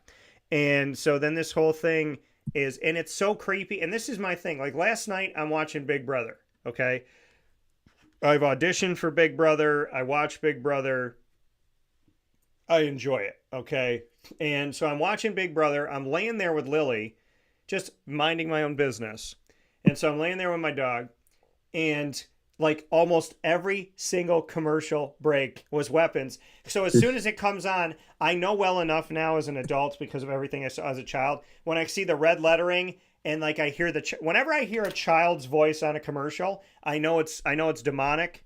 I know it's negative. I know it's bad. There's no children commercial where it's like, I love my mommy and daddy. No. When you hear like, it all happened last night, you're like, no, remember like Freddy Krueger, they were singing the song. Yeah, they would sing. Creepy children voice. It was terrifying. Yeah, and let me tell you this. Still to this day, when I go to church and I hear little children singing, I think of Freddy for a second.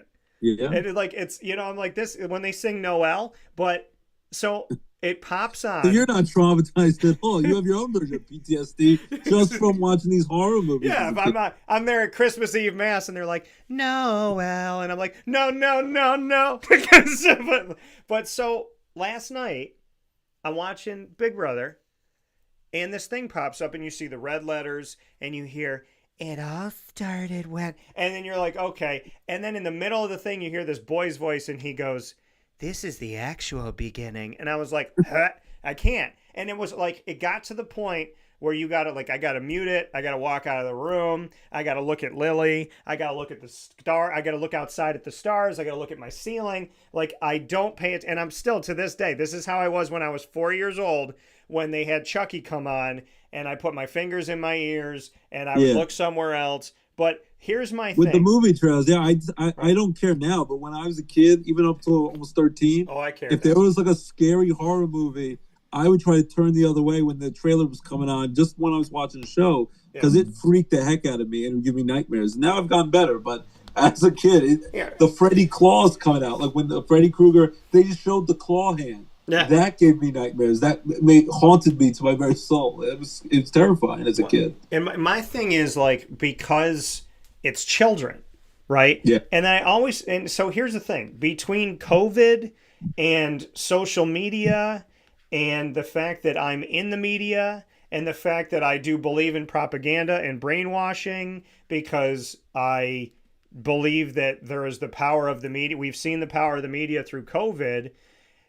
Because of all this stuff that I have seen and that I do not partake in, I do believe that people can be brainwashed. I believe people can be manipulated, and I believe people can be led to believe things that are not true.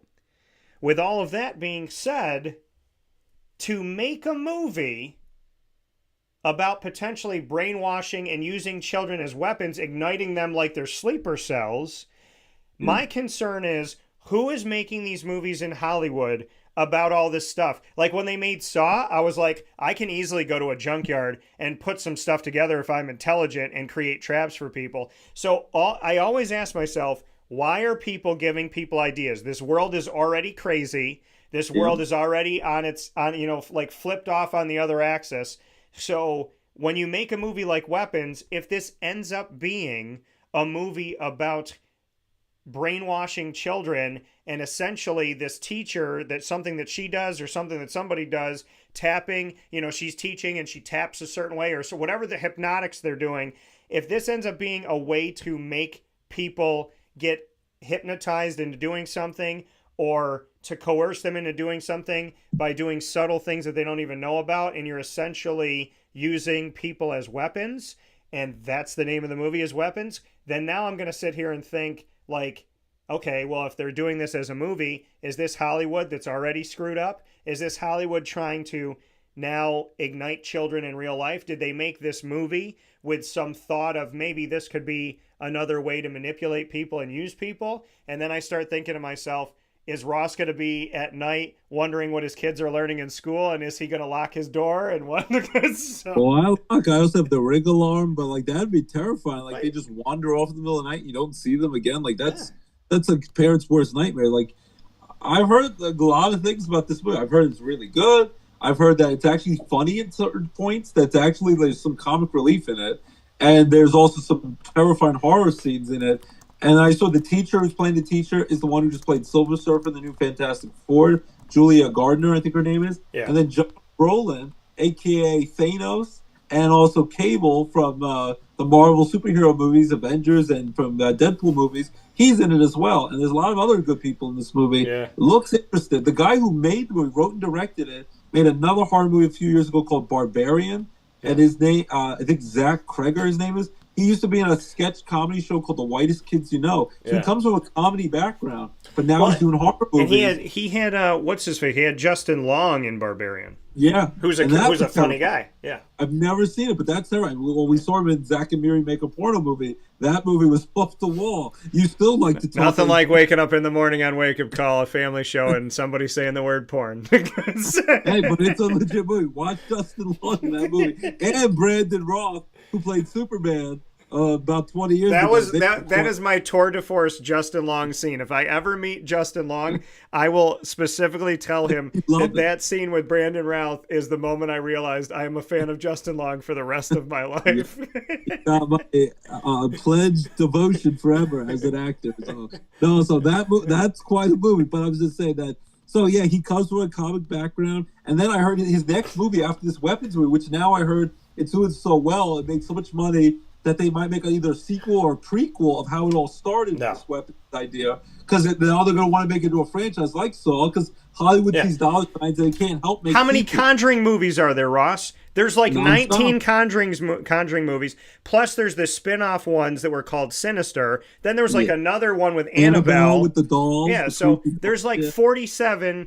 You remember there were like once a year, or Halloween, or once every couple years. Like, there would be Freddy Krueger, there would be Jason movies, there would be Halloween and whatever. But now it's like every single month in the theater. If you've realized this, every single month in the theaters, or almost every month of the 12 months in theaters now, currently, there's some demonic, scary movie. And it used to be like once every 2 years, once a year. Now it's literally like all the time. And I'm like, this is insane. And then you see like they'll play like movies about Jesus, and it's like Theater 1, movie about Jesus's life. Theater 3, The Conjuring 18. Like, you know, and it's in the same theater. But I mean, does this concern you at all, knowing that the media has power, Hollywood seems to have subliminal messaging that they try to push across that's not great? If we're living in a world and living in America where there's manipulation that happens, and there's people trying to push and peddle ideas, and there's that belief that Hollywood could be somewhat demonic or leaning that way or anti-God, do you feel like these things are made in a way of giving people ideas, and does that concern you as a parent? Well, it definitely concerns me as a parent, but I also believe in freedom of speech and creativity. I would never want to stifle creativity. We don't live in North Korea. We don't live in a place where you're not allowed to say what you want. I don't want to ever squelch that. Yeah. It terrifies me as a parent. I think if I wasn't a parent, I wouldn't think about it as much, because I'd be like, just whatever you want. And I used to watch, my parents would take me, my wife still thinks I'm insane, but my parents were insane. They'd take me at 2 years old to watch rated R movies like Rambo and all the Schwarzenegger Stallone movies, pretty much because they didn't want to pay for a babysitter. They were too cheap to do that. Yeah. And they wanted to see the rated R movie, and they didn't want the fact that they have a 2-year-old little kid to stifle their good time. If they were going to see the good action movie or the cursing or the sexual natures of these movies, they wanted to see whatever they wanted to see and not me get in the way. But I'd go to them, and they'd cover my eyes a little bit, and I'd try to then peek through the little holes and see. And I'd be terrified. Other times I'd love it, but I knew the difference. So, and that's the thing that terrifies me a little bit is, do all the kids know the difference? Do all parents are raised, teach their kids from right and wrong? Like, I watched it, and I just thought it was kind of funny, because I'm like, they're just playing pretend. It's all fictional. It's all fake. I didn't look at it and like say, I'm watching Michael Myers kill someone, I'm going to get a knife and kill people. I never thought about doing that, because I'm not crazy. I'm not out of my mind. But I could see someone who is somewhat mentally disturbed, physically disturbed, and has issues, and then they see that, and that could trigger them to do bad things. And they will use that as a template, say, oh, those are my trigger word. Now I'm going to go and hurt someone, and I'll blame it on Hollywood or the music. They used to blame Marilyn Manson for the scary, like, rock and roll, heavy metal music, and that was the reason why kids would hurt people in school. But again, I knew the difference. I'd watch it. I knew it was just creative art. It was just pretend, make believe, and then I'd switch it back off and watch Saturday morning cartoons and my fake wrestling that I had to my dying day say, it's real, baby. It's not fake. So I knew the difference. But I also was okay like that. Yeah. I wouldn't recommend that every parent take their kids at 2 years old to watch horror movies or action-packed movies where people get their head blown off, or Basic Instinct where Sharon Stone's showing nudity at that age.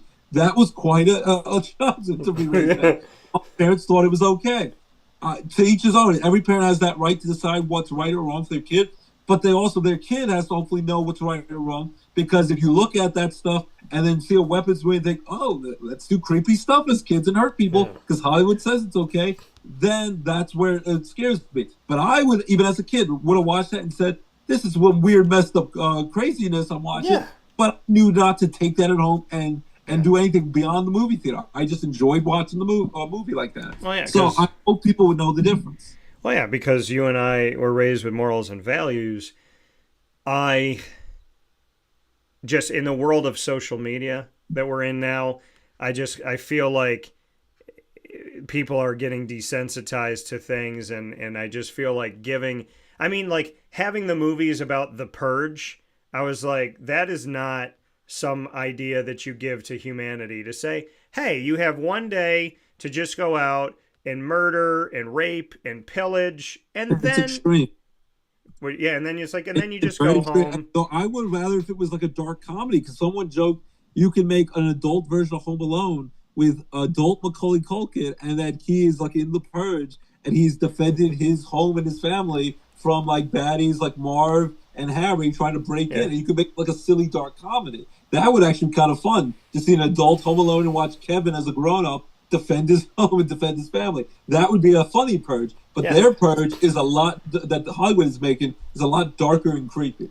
Right. And the fact that they keep making them. It's like, it's just, I don't want to believe that there's a push to... But look, I think it also is that, besides that people really like it, it's almost like horror porn in a way that's addictive. But I think that Blumhouse, a lot of you see like Blumhouse makes all these scary movies. The people who produce a lot of these newer movies, and it's from this Blumhouse Studios, they're very cheap to make these movies. So they make a lot of money in return. They make a great profit.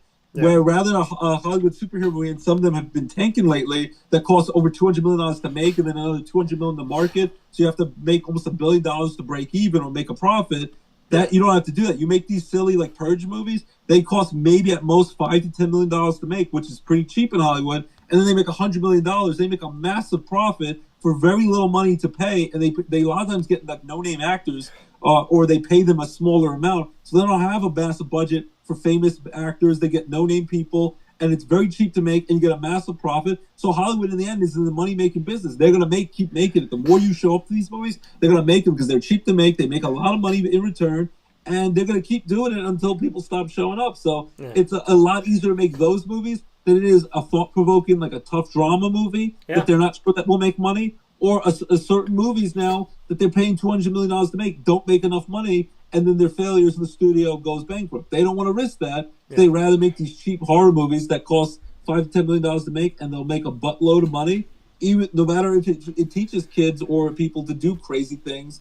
They don't necessarily care as long as it keeps making money. You know what is even cheaper than that? Is if they just took all the traffic cameras from California and showed that state on fire. That's very cheap. So to just be like, hey, look, it looks like the Purge out here right now. Ross Turetsky here with me this morning. We've not talked a single thing about baseball, football, no sports. We went on our own tangent. You know what? I think it's 10 times better to do it this way. Because whatever your script was, we took your script and we ripped it to shreds like this. F your script. That's what we did. We made our own show up, our own outline. Ross just Ross just picked pieces of paper next to him. What he will not tell you is he will be taping that back together because that's the syllabus for his children. Those are bills. I have to write out my water bill. They shut my water off. So I don't pay the bill today. My water ain't gonna be on. Yeah. I won't be able to wash dishes or bathe later tonight. You know what's funny I need though that water is that I always get my water bill and they tell you got all that, like you got like a month to pay it, whatever, and then I forget. So I actually have to pay my water bill today too. So that being said, hey, they put things on my doorknob saying they're like gangsters. A drug dealer is like a cartel. They're like, if you don't pay this bill, we don't. Never mind, pay it in the mail. We don't have it in our possession the next 3 days. Your water's getting shut off. You're gonna have to pay a massive fee for us to turn it back on, and you're gonna be a dirty, smelly pup that no one's gonna want to love forever because you ain't gonna be able to take a shower. So they threaten you. They put it on my doorknob. You got 3 days to pay us the money. It's not in our possession in 3 days. Bye-bye, water. Yeah. They do that with electric bills, too. We're going to see Ross outside at 2:17 a.m. standing in the dark because he has no water. So, with that... a garden hose. Yeah, they're going to be like, is this a scary movie? It's like, no, I'm just taking a bath. Now, this is just a Tuesday in Dallas. We got a couple messages from Jerry Hart. He said, horror movies used to have a plot. Now it's just gore that makes the money. And then he also said, Ross, if you and Carl were kidnapped, the kidnappers would drop you off at the first stop sign. I think they would give me back. They're like, I saw that episode of Family Guy. They always joke that the Peter Griffin, the father, always makes fun of his daughter Meg. Can't stand Meg. They had an episode that was like the version of Taken, where they take the daughter, Liam Neeson, of course, goes through hell to get the girl back. In that episode, they take Meg. The kidnappers actually give the girl back and say, please take her off our hands. We don't want her in our lives. She's going to make us like jump off a bridge. We can't stand her anymore. So it was the reverse taken. That's probably what would happen to Carl and I. The kidnappers would say, please, for the love of God, please take them away. Life's too short for this. So, and I think there was a kid recently that was kidnapped and he sang church songs and he was given back. So shout out to God and that protection of that child for that. Hopefully we don't have to hear about this stuff anymore to go all the way back full circle and kids can play outside again. Ross and I here to watch movie Weapons. and don't watch. No. Scars of Blood. I'm about to ask, did you see that movie? Let's go see it when my kids are in school. I'm telling you this right now. If I went and saw the movie and I had children, I'd be watching my kids like hawks. I'd be looking at them everywhere. Like, I'm like, you're not watching that. No, we're not watching that movie. We're not doing it. So the trailer, he's like, we're going to go see that? I said, we see a lot of movies together. We will not be seeing that movie. And the way that Ross, though, this is how Ross is. Ross would play like he brought his kids to see the movie. And then he would tell them if I was sleeping at the house to, like, do stuff to make me think that there was something wrong with them. Then I would be the one bathing outside with the water hose. All my phones should be set to 2:17 a.m. just to freak the heck out of you. I know, huh? So with that being said, let's jump into baseball. It's the perfect transition from. Do we have to? You know, this is how I'm going to transition. Who's hitting 217 right now in baseball? Because we talked about 2:17 a.m. with the movie. Show me a batter that's hitting 217. Everyone on the New York Yankees, besides Aaron Judge and Carl Stanton, they ain't hitting for. They can't hit a beach ball at this point. They're playing like garbage, and the Mets are even worse. Both New York teams are playing like garbage. So I want to get your thoughts, Ross, as we've transitioned from the movie Weapons and children that are terrifying to baseball, to take a look at the New York Yankees. And as we said, 217, apparently the witching hour used to be like 3:15 or like in that like 3:10, 3:20, like that 3:14, 3:15 area.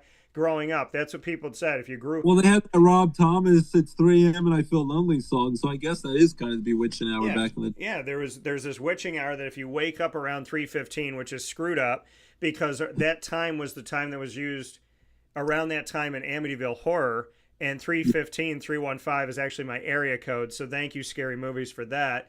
But now it's 217 for this movie Weapons. So I wanted to take a look and have a good transition here from speaking of 217 to talking about 217 here. So let's go into batting average here for the Yankees. And the closest that I can get to it, I think is good enough for the transition, Anthony Volpe is hitting .219. Yeah, and he's also made an insane amount of errors defensively. He was supposed to be a gold glove shortstop. He has been hitting a little bit better of late, but really the Yankees have Judge, who came back from injury, and he'll be able to play some outfield soon, but he has an elbow issue, so he's had to just DH, just hit. Giancarlo Stanton, who's actually had to play some outfield, he's been back from injury since June. He's crushing the ball. And they got Cody Bellinger, his father, Clay Bellinger, who was in the Old Timers Day game last weekend. He's doing really well. Besides those three hitters, the rest of the Yankees pretty much are hitting like garbage. Ben Rice a little bit's hitting. And then the pitching's been up and down. But really, the Yankees have three really good hitters, and everyone else is hitting is hitting terribly. So Jazz Chisholm has been very up and down. Paul Goldschmidt has been up and down, and he's now going to go to the injured list. Austin Wells is not hitting at all. Their starting catcher. Jason Dominguez has been struggling. A lot of struggling up and down that Yankees batting order. They did get some great relievers for the Yankees bullpen to fix that, but they keep then pitching Devin Williams, who then changed the Yankees' facial hair policy this year with the beard he wanted to keep, and he's been complete dog crap. And that's a nice way to put it. I wanted to say the other word, but he's been complete dog crap. He cannot pitch. He throws changeups. Because you don't change the Yankees. You keep the facial hair gone. The hair's got to be cut a certain length. But the they facial fixed it hair. for him because he whined about it in training camp. Spring training, he's been the worst pitcher in baseball. You want to know why they did it, Ross? Changeups gets destroyed out there. Do you know why they did it? They did it to prove a point because they knew they had a crystal ball. They said he's not going to play well, and we're going to say this is why we don't have beards and long hair.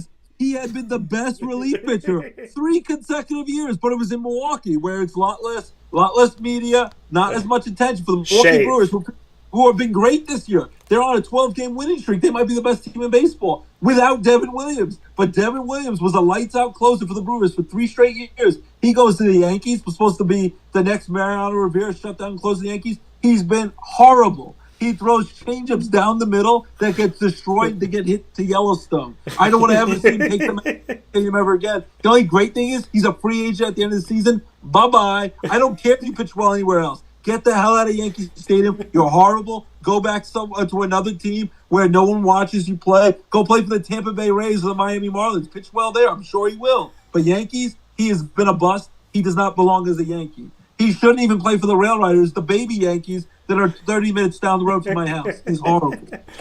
He's destroyed the I cannot wait. He's been the weapons 2:17 a.m. before the season.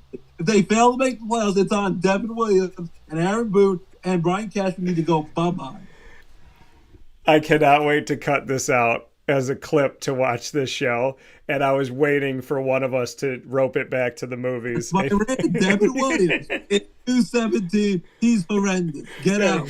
Yeah, I feel like Devin Williams, in your case, should wear a T-shirt that says it's 2:17 somewhere. Oh, it is. I will be so thrilled. I will be throwing a party, cocktail hour at the Turetsky house when free agency kicks off at the end of October, and he no longer is a Yankee. It'll be the greatest day ever in the history of baseball because that guy has blown, it seems like, endless amount of games for the Yankees. They could be in first place if it wasn't for Devin Williams. He's blown at least 10 games this season. I'm like, what the hell are you doing? I'm telling you, he's going to go to another team. He's going to be lights out. He's going to be great out there. But for the Yankees, he's been horrible, and it will not change, and I don't want to see him take them out. Let Luke Weaver pitch. He's been good. Let David Bednar pitch. Let the Duvall pitch they just got from the Giants. There's a lot of good relievers in the Yankees. He is not one of them. Tim Hill's good, the lefty. Do not let Devin Williams take them out for the Yankees. Devin Williams, 28 errors so far this season. He has a record of 3-5. Do you want to speak to his 3 wins? No, because victories for relief pitchers don't really mean anything. By the way, we have my son being creepy now in the background. He heard the weapons talk. He's cuddling a bear, and he's about to do some creepy stuff on this show. Oh, yeah, by the way, they made a movie about a bear where like there was a thing inside the bear and it used the bear as its own weapon, and it was called something. It was called like Huggle, like something about the bear, like and like the imaginary friend thing and all that garbage. So Thank you. I always thought he was going to have a butcher knife and about to slice this bear doll and just to freak us out on the show. That will really complete the whole Devin Williams song on this program today. Look at him. He's loving it. Teddy bear. Oh, did you want to go see the Weapons movie? I will not be coming down until that movie's out of theaters. Teddy bear, you look like you're strangling Teddy bear. Don't hurt Teddy bear. So he's hugging his teddy bear the same way that you would hug Devin Williams. Yes, it'd be the same kind of hug. It'll be like it'll be the hug that what did they give the Penguin did? If spoiler alert, it came out a few months ago. What Colin Farrell's hug to his sweet Victor did that everyone I was distraught about, his best friend. That'd be the hug I would give him if I saw Devin Williams. It'd be the hug that the Penguin gave Victor at the end of Penguin. Spoiler if you haven't watched the show, but where the hell have you been? The show ended last November. By the way, if you've waited 9 months to watch it, it's your fault. You could have had a baby in that time in those 9 months. By the way, I don't care if I spoil. Ross calls me his best friend, and he just promoted the part of the Ross calls me his best friend. And he just promoted the part of the Penguin movie where he murders his best friend. Hey, I didn't spoil it for you until after I assumed you watched the program. If you wait too long, it's on you. No, all I'm saying is my concern is you were promoting the killing of a best friend. That's all. No. I just say that's the kind of hug that I want to give to people that I don't like. I'm not even saying what kind of hug it was. I'm saying this right now. If Ross comes up to hug me, I'm going to shake his hand. You want a hug? All right, let's LJ. Enough of Teddy Bear. We're almost done, buddy. Okay. So, Teddy Bear. Now go take a walk over there. Go outside for a while. We have something to talk about. All right, LJ, you want your McDonald's? We will take a step aside here on Wake Up Call with Dan Tortora. We'll be back momentarily with or without the bear right after this. Carvel DeWitt, it's what happy tastes like. Do you know why? Because we make ice cream. Creamy, rich, flavorful ice cream. Not yogurt or iced milk like some of our competitors. Ice cream. Fresh, by hand, daily. For the calorie conscious, we have something new for you. Our new Carvelite. Same great flavor, creaminess, and texture of our regular ice cream with only 35 calories an ounce. So whether you want an ice cream cake, flying saucer, dasher, carvalanche, hard or soft ice cream, we will satisfy your craving with our fresh, handmade regular or new Carvelite ice cream. Carvel DeWitt. It's what happy tastes like. The Wildcat Sports Pub in Camillus, New York is located on 3680 Milton Avenue in the Home Depot Plaza. It is your family-friendly sports bar and restaurant. Folks, some sports bars aren't family-friendly. Some family-friendly restaurants are not sports bars. The Wildcat Sports Pub in Camillus, New York is proud to be both. It is that marriage that you've been looking for years. The Wildcat Sports Pub is your home base for your sports bar and restaurant needs, games for the kids, indoor and outdoor activities, and enough things on the menu to come back every single week and get to try something new. They're open Sundays from noon to 8 p.m., Monday through Wednesday, 11 a.m. to 11 p.m., and Thursday through Saturday from 11 a.m. to midnight. For reservations and party information, call 315-487-2222 for the Wildcat family-friendly sports pub and restaurant.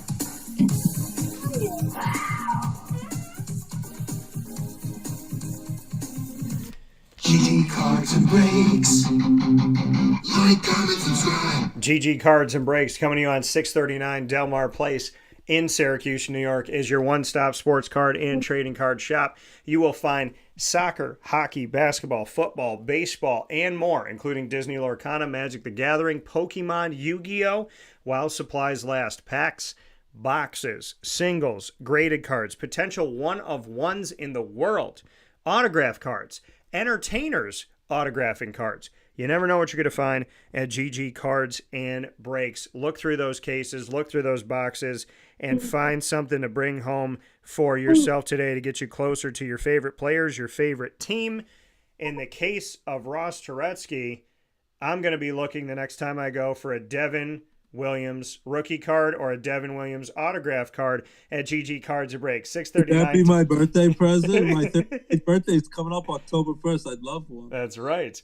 And we're going to find that, and we'll talk about that in a second, why we do that thing. So 639 Delmar Place in Syracuse, New York, right off of Teal Ave, open Tuesday through Saturday from 10 to 6, and on Sundays from 10 to 5. And for those of you that don't know, we need to reinstitute something that I miss. And that is for birthdays and or for Christmas/Hanukkah, Ross and I would buy each other a nice gift and a gag gift. So we would get something that was nice and thoughtful that shows that we know each other and love each other as family, as brothers. And then we would also get each other something that was just ridiculously funny that would make us both laugh. I still have my Punisher Warzone in that respect. So should we reinstitute that, Ross? Can we do an October, your birthday, October 1st, mine the 21st. Can we reinstitute the buy a nice gift, buy a funny gift? I would love that. I think it would be funny to get a gag one. I went on our vacation with the family. We went to the beaches of Delaware just recently. Last week we got back. I haven't been since the high school Spencer's at like the mall. They had one randomly when I went there on the beach. It is still as freaky as ever. I think that's where we should get all our items from. Like, even the people who work there at Spencer's, it looks like there is like a casting call. You have to look like this way with like... You have to have 92 piercings. Tattoos, everything. They wear the same like band shirts, like from different music bands. Yeah. You would think that's just a stereotype. At Spencer's, that's actually what they have to dress like. I feel like at the interview, you have to dress like that. I feel like when you walk up to someone and they're wearing a band shirt at Spencer's, you go, oh, like, what do you think of the band? And then they just look at you and go, I hate this band.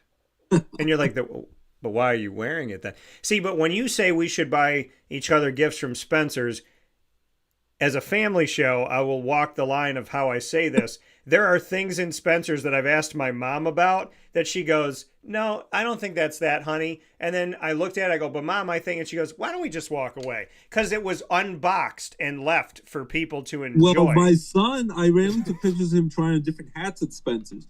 Little did I know, after I sent the picture to my wife and my mom, in the background were play toys, the nice way, in a family show for people in the bedroom as adults. Uh-huh. I didn't realize there were boxes that immediately behind him that anyone could walk to the back to. Pleasure things. That's all I'll say. Yeah. Pleasure things. It's a whole big area.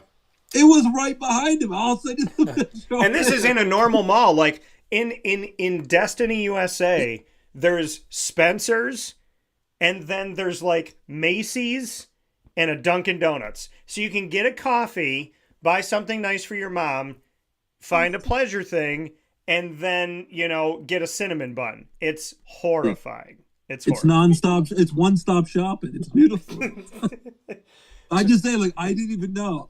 I took a picture of him wearing like Lilo and Stitch hats. Very wholesome Disney thing that the kids love. Behind him. Pleasure toy. And I was terrified because I sent that picture with those boxes to my wife, who was in a different store, and to my mom. And I don't know if they noticed. I noticed it after what did I just do? Oh, Abby noticed. Abby didn't miss it. That to them. My mom got these pictures. I don't even know if she knew what it was, because she might not have known what that meant. I realized after the fact. Your mom is still innocent. Your mom is like, if you showed her one of those things, she'd be like, oh, it's a nice paperweight. Like, she's such an innocent human. I think it's like a ring pop candy that like little 5-year-olds have. Like, that's not what it is. Yeah, she's, oh, those furry dice, those must be from a new Monopoly game. Like, she's just a very sweet, innocent woman. And I applaud her for staying away from all of these horrible things that are in life.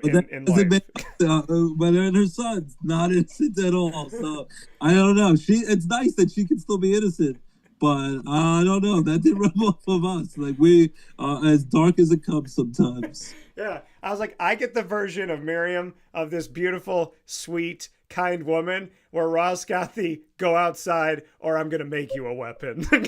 Oh yeah, that, and she would threaten to like do a wrestling move. She wanted to like kick us if we didn't listen. She would go be your best friend, to, I'll throw you on the ground. That'll be your worst nightmare. That's the best thing I can say. I'm happy to be Miriam's favorite child, is what I'll say. It's the happy side, and it was a very dark side. So you didn't want to be on the dark side of her. Yeah, I've only seen the happy side. I have seen the Anakin Skywalker version of her, not the Darth Vader. So yeah, there's sides like from The Exorcist, like get out of here with the demon voice. The power of Christ compels you. I need an old priest and a young priest. So let's get back into baseball. Do we have to? The other New York team, the Mets, are even worse. They've lost 11 of their last 12 games. Yeah. They're not playing well. The only good thing that has happened, Juan Soto's been up and down with the Mets. Lindor's been up and down with how he's been playing. But Pete Alonso, congrats to Pete Alonso, just became the Mets franchise record keeper of most home runs in franchise history.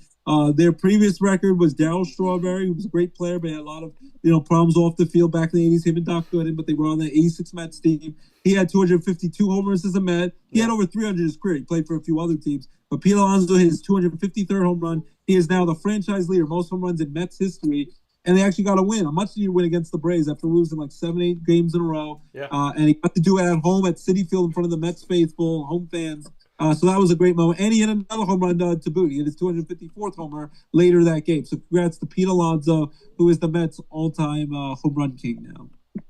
Besides that, the Mets are free-falling and only have a one-game lead over the Cincinnati Reds, who are surging and might fail to make the playoffs. Even the Mets have the biggest payroll in baseball, have the richest owner in sports in Steve Cohen.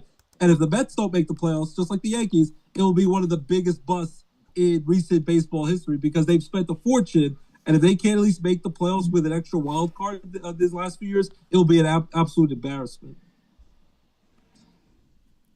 As we're here on Wake Up Call with Dan Tortora inside the Great Lakes Honda City Studios, let me ask you this.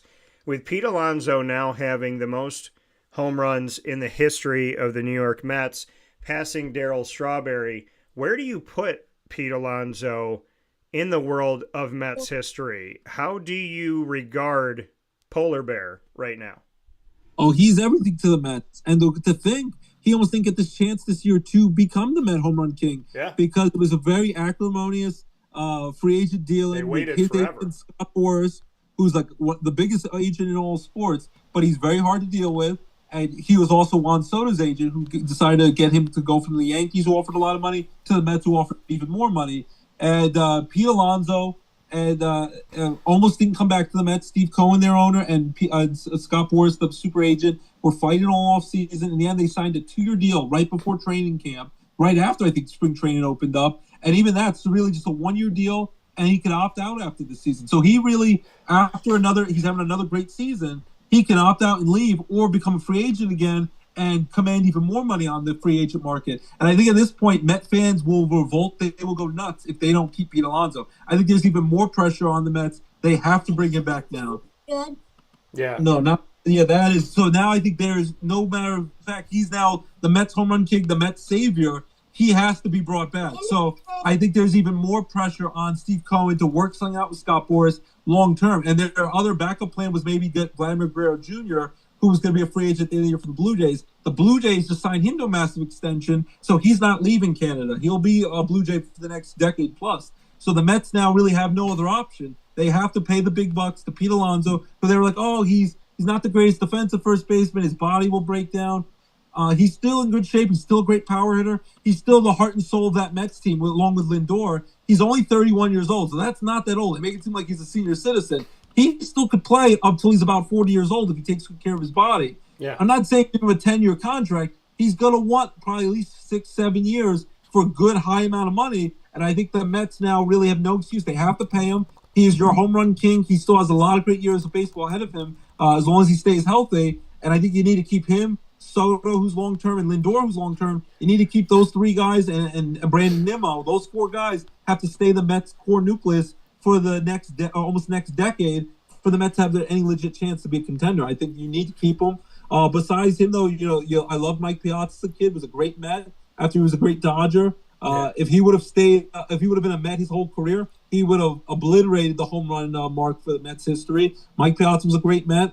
David Wright was a great Met third baseman, great power hitter. He would have had the home run mark, but then his career got cut short when he was only 36 because he had so many back problems and neck problems. He had a lot of injuries, couldn't stay healthy. But David Wright was an all-time Met in recent memory. But yeah, I would have to say that Pete Alonso is right up there. And of current Mets in the last decade or so, he's got to be number one. So he is the king of Flushing, Queens for the Mets, and you got to keep him. But I still think that it's just it's shocking how much the Mets have fallen apart, just like the Yankees, where the Mets have had a lot of their star players healthy, but they've not performed as well as they should have. Soto has been up and down this year. He should have been better this year. And really the only consistent player for most of it has been Pete Alonso. He's the nucleus of the Mets, and you have to keep him around. But it is very crazy, and I think there's going to be some heads rolling. I think Aaron Boone of the Yankees and Carlos Mendoza, the Mets manager, I think both their jobs are at risk. If they fail to make the playoffs or have a quick exit out of the playoffs, like in the wild card round, I think both managers will be fired, and there'll be openings in both of the New York baseball teams. So it'll be interesting to see how we only have about a month and a half to go. They just announced the playoffs start September 30th, right around my birthday, October 1st. Playoff baseball will be here before you know it. You got a month and a half to straighten yourself out. The Mets and Yankees, they better get their butts in gear, because if this is how they're going to be, they're going to fail to make the playoffs or be knocked out of the playoffs quickly with over $300 million payrolls, which is inexcusable when you see the Milwaukee Brewers, who have a minuscule payroll. They're the best team in baseball right now on a hot 12-game winning streak, and meanwhile, and just swept the Mets. Meanwhile, the Mets and Yankees are spending all the money in the world. So are the Dodgers. And the Dodgers are struggling. And the Padres, San Diego Padres, just caught the Dodgers and now lead the NL West, which would also be shocking if the Dodgers failed to win their division with the great Shohei Ohtani crushing the ball, doing all these great things. And the Dodgers are free-falling, just like the Mets and Yankees. So I ask you, buddy, what's going on with these big market teams? Mets, Yankees, Dodgers, they're all free-falling, struggling, when you have the little engine could Milwaukee Brewers are a juggernaut and kicking baseball's butt right now. I don't know what your thoughts about it, but it proves to you, everyone's like, oh, the Dodgers spent all this money, they're going to buy themselves another championship like last year. Yeah. It proves the one thing. It helps to have a lot of money in baseball and spending where the Marlins can't keep any of their star players, but it doesn't guarantee you anything. It doesn't guarantee you a championship in baseball, because a lot of these teams, if you draft well, if you do really well with signing guys off the scrap heap who everyone overlooks, you can make yourself a good team without spending $300 million. So it's an advantage, but it's no guarantee that you're going to win a World Series just because you spend a lot of money like these other teams. Money doesn't buy you happiness. Money does not buy you success. And that's the reality of all. If that was the case, Dallas Cowboys would have more Super Bowl rings. There's more things to be going on. Wherever LeBron goes, they'd be winning. So that's just not simply the case. And by the way, when it comes to can the Mets afford this, that, whatever, when they have the highest payroll, they can figure out how to afford Pete Alonso. He's on a 2-year deal, $54 million. He's got $30 million coming this year, $24 million next year, but he's got a player option before he becomes an unrestricted free agent in 2027. So he can decide after this season that he does not want to be a Met anymore. He could decline his player option, go back out there in the free agency and see what can happen. That's what I think Scott Boras will do. He also might say, show me the love. You know, they said in Jerry Maguire, show me the money with Tom Cruise and Cuba Gooding Jr. Show us the love, Mets. He's the all-time home run king. You made us beg you pretty much to take him back, or else he wouldn't have had the chance to break the home run mark for the Mets this year. Right. And after how badly they treated him in the offseason and almost didn't return, they better show up, and there's no excuse. Steve Cohen, again, is the richest owner in all sports, even more than Jerry Jones of the Cowboys. You have the money to pay him. Pay the man what he's worth. Bring him back and make Met fans happy, because it's going to be a very bad day in Queens if they can't bring back their home run king. You just spent almost $800 million to bring Juan Soto in, which did nothing for the Mets. You can't bring back one of your homegrown superstars. There's no excuse for it. They have the money. This is not a team that's crying poor. They have the money to pay him. Pay the man what he's worth. Don't make him beg to come back to the Mets, because they embarrassed him last offseason. Scott Boras and Pete Alonso, if they want, could get revenge on the Mets and make it really hard for him to come back, or they can take their business elsewhere and pay for big bucks to go somewhere else. Well, yeah, and keep in mind that Pete Alonso, currently 120-plus games in, is the best hitter when it comes to the Mets, above Juan Soto, Brandon Nimmo, Francisco Alvarez, Francisco Lindor, Brett Beatty, and so on and so forth. He does have the best batting average amongst all of those names. So I think if they couldn't get it done before, the Mets have actually put themselves in a worse position, as you didn't get it done and then you sign a 2-year in the 11th, like 11:59, right before the clock strikes midnight. You get a 2-year deal done. He gets a player option. And now I think it's going to be even worse for them, because I think we're in a place right now where he has even more of an argument to tell the Mets, I can hold this thing hostage if I want to. So they're going to have to figure it out quick. Bobby Bonilla will continue to get paid over $1 million every July 1st for the next decade. It'll still run through 2025. So you asked me... Bobby Bonilla Day. He gets paid. Right. It's ridiculous, that contract. I love it. I Sweet think money, it's though. He could just sit at home and watch it go cha-ching on his bank account every July 1st. I think it's amazing. It's almost like Bobby Bonilla at all times is in like a hostage situation where, like in the movie, where they say, like, make sure you give us this money and we'll let the hostages go. And then you see it go into the bank account. Bobby Bonilla sitting on his couch, no hostages, no problem, no drama, no turmoil, just looking at his phone. And then he sees that go through, that transaction go through. I wonder if they pay him through Venmo. Like, congratulations, you have $1.19 million. You can get it right now, or you can wait 1 to 3 business days and not pay a fee. So we'll see what happens. At 2035, man, it's awesome. He's got 10 more years of this thing. I don't think he's played Major League Baseball since 2001. There's nothing wrong with that. He's been retired for 20 years. He's not contributed to the Mets in over 2 decades. Right. He's still getting paid, man. So that's what I would say. If I'm Pete Alonso, I would say you're paying Bobby Bonilla. You've paid him every year, July 1st, for 1 million years. The 21st century has been Bobby Bonilla's century. He's also going to continue to get paid for the next decade. If you can find a way to give this man money for doing absolutely nothing, then you can find a way to give me money for leading the team in batting average. Bobby Bonilla will probably, that 2035 is 10 more years. Pete Alonso's probably not going to play another 10 years. He'll probably still be getting paid by the Mets after Pete Alonso's career is over. That's insane to think about. Pete Alonso is still the heart and soul of the Mets. Yeah. Bobby Bonilla will outlast Pete Alonso on the Mets. Bobby Bonilla has outlasted so many careers out there, and it's been absolutely insane. You asked me about the Mets, you asked me about the Yankees, and what happened. What happened to these teams spending a lot of money? What happened to the Dodgers?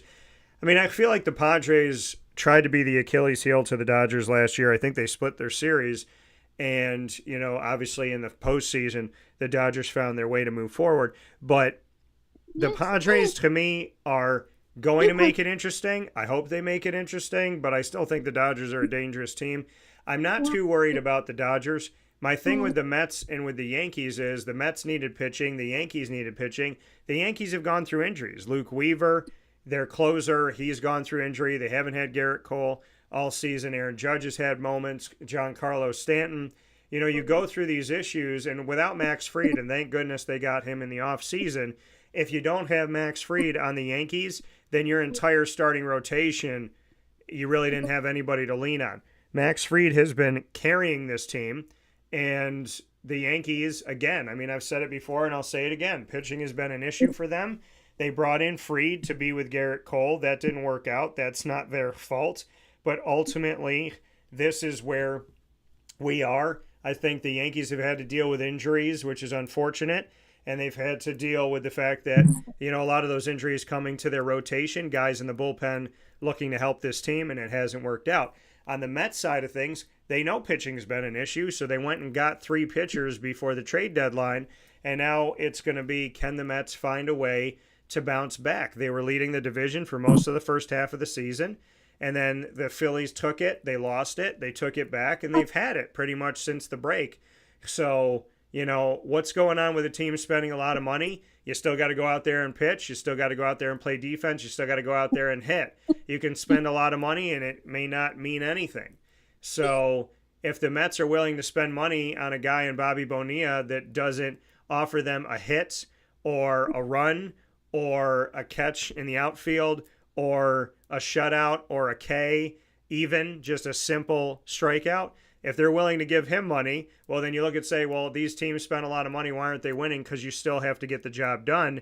And I think some of these other teams, you put together a team and you find good guys and you try and keep them together. And if you keep them together, you have success.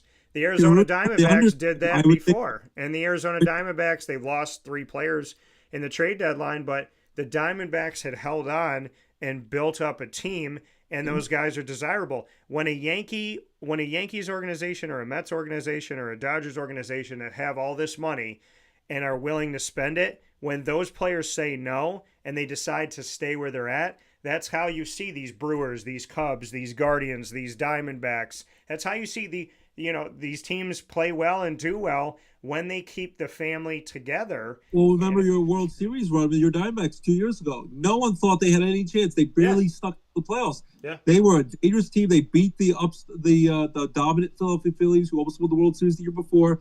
They came back from a big deficit in that series to win the pennant, and they gave Texas Rangers a scare in that World Series. The Diamondbacks, there's been a lot of other teams in recent history. Well, the Tampa Bay Rays seem to do it every year. Sometimes the Athletics do it. That come from nowhere with very small payrolls, and everyone thinks they're afterthoughts. And they're dangerous because in the end, they know how to play well. They have a good chemistry, good group of guys working together. There's not an ego. There's not like one superstar on their team. They just mesh well together. Cleveland Guardians is another team that seems to do well every year, but they just do it on a shoestring budget, where these other teams spend over $300 million, and then they're like, it feels like their hair's on fire the whole season. Nothing is right. It seems like no one meshes, no one is working together. Everyone seems to be in it for themselves, and that's not how to run a team. Where these teams, whether it's cliche or not, they just are a family unit. They're a close group of guys, and I think it's because a lot of them are from similar situations. They're not making tons of money yet, and these players really blend well together. So I just love to see that. So I just love the underdogs. So if you love underdogs, I'd say root for the Milwaukee Brewers this year, because they are a dangerous team and they are very fun to watch. It is great to see. Their big thing now is they're eating pancakes, like hotcakes, after every game. They're like, it's the hotcake winning streak. They've won 12 straight games. After every game, they're stuffing hotcakes in the locker room. So they act almost like they're a college team, like they're a fraternity. But that seems to really bring them closer together, and it makes them really fun to watch and root for.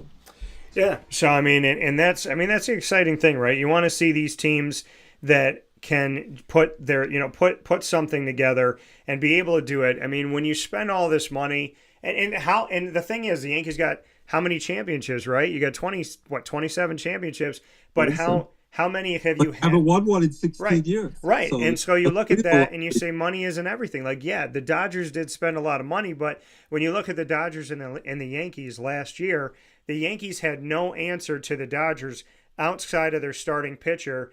Once they got into that, inning 4, 5, 6, 7, when they were in that mid and they had guys come in to relieve, none of those guys were able to have any answers to the Los Angeles Dodgers. They had too much firepower, and you saw it with the Diamondbacks and the Rangers. They struggled. Game 3, I went to the World Series with my dad at Chase Field out in Phoenix, Arizona. There was a lot of struggle with the fact that their pitchers could not stop their hitters. They didn't have answers for these guys. And so, ultimately, pitching is extremely important. You hear Papa Joe speak about pitching and defense all the time, and something that the Mets tried to fix before the trade deadline was their pitching.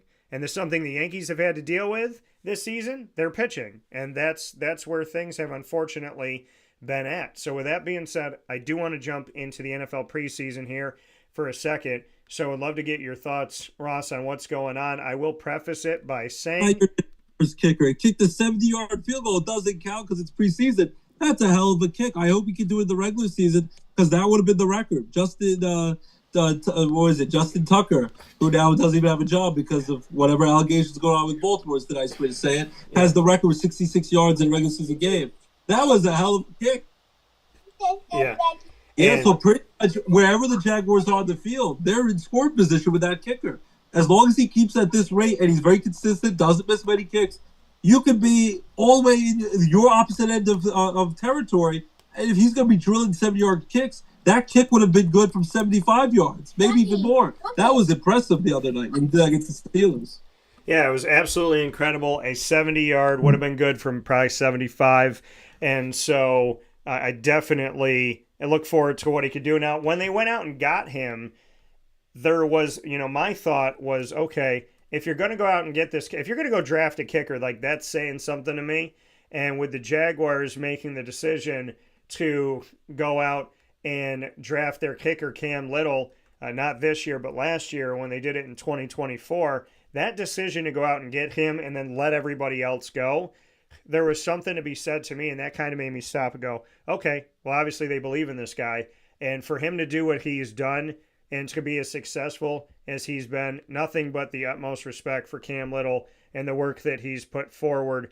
Dude is not even that old, which is insane. He's 21 years old. He's about to be 22 on August 17th. So he's like literally just legal to drink and kicked a 75-yard that field means goal. If you want to feel old, he was born the year that the original Freaky Friday movie came out with Lindsay Lohan and Jamie Lee Curtis. Oh, yeah. People, Freakier Friday, where now Lindsay Lohan's old enough to have a kid, like in real life, and is a mother in the new one. I just saw it with my family. It was a good time. He was born when the first Freaky Friday movie came out. I was already my senior year of high school when that happened, and he was just born, and now he's drilling 70-yard kicks like it's nothing, like he has a blindfold on with Mr. Miyagi teaching him the way, and I'm just very impressed. So it makes me feel very old, but it's also very impressive. At that young age, he's that poised, and he's that able to, that dominant in his position. So I hope he continues and has lots of success, but very impressive for your Jaguars. Yeah, incredible what Cam Little was able to do. I hope you get some chances to interview. I know you get to go cover a lot of Jaguar games. That would be pretty cool to talk to him about that and about whatever is going on throughout his season, and especially if he has a few other historic kicks. Be interested to see if you have an interview, put him on the show. I think that would be a great time.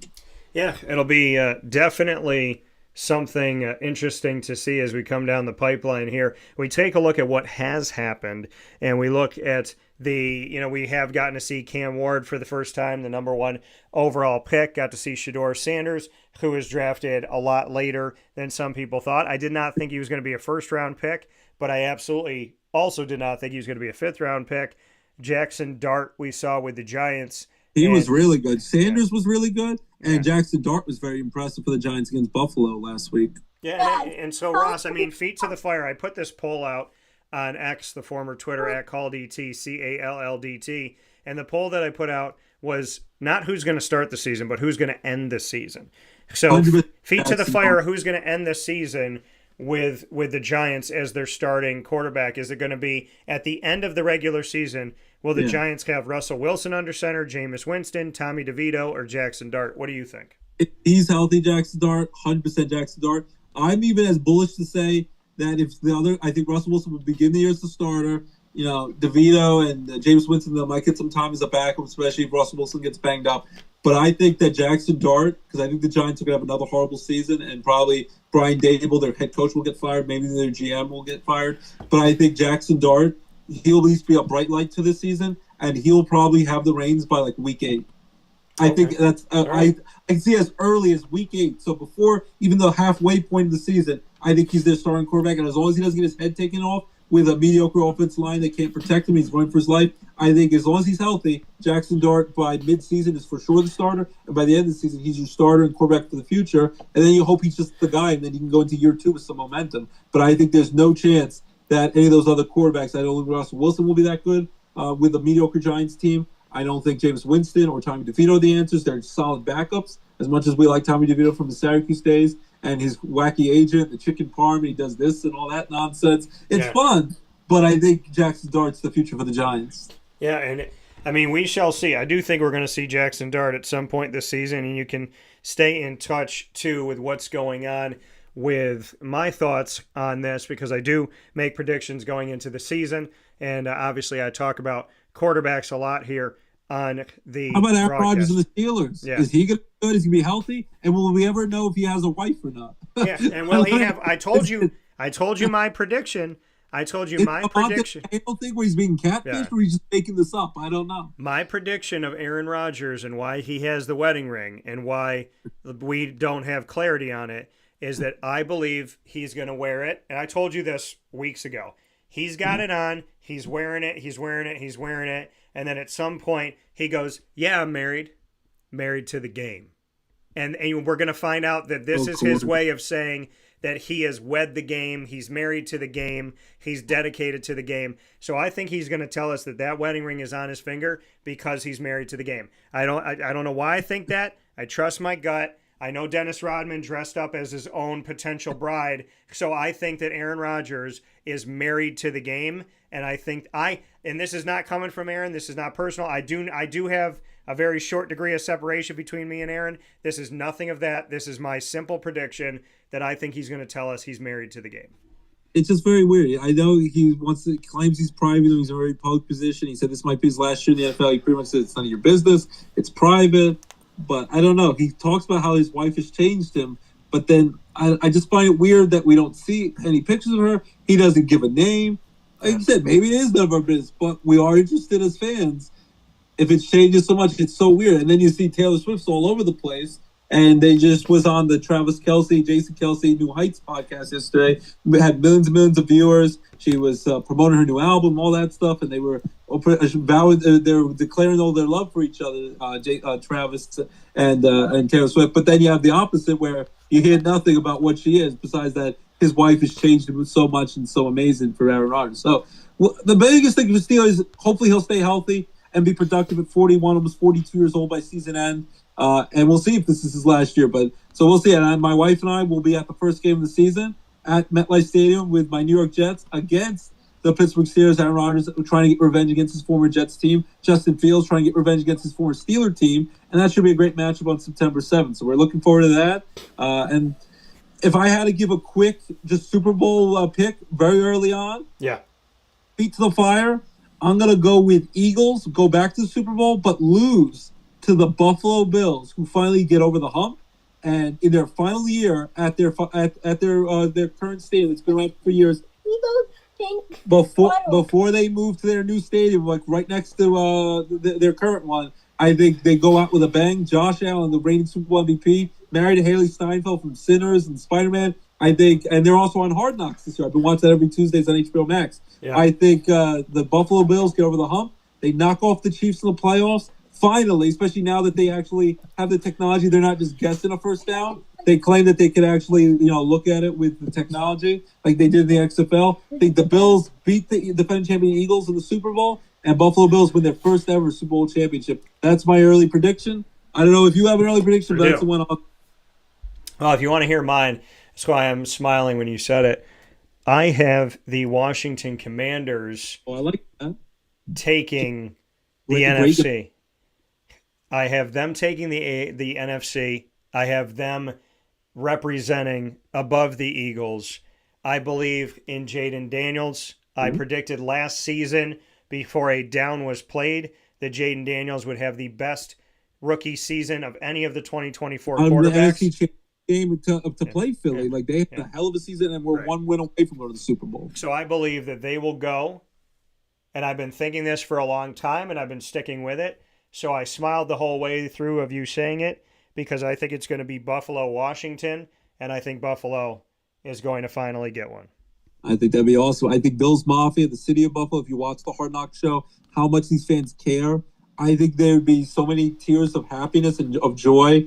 I don't think they would know what to do. It's like the Red Sox when they broke the curse of the Bambino in 2004. That's come back from the only team ever from 3-0 deficit against the Yankees in the ALCS and then won the World Series against the Cardinals.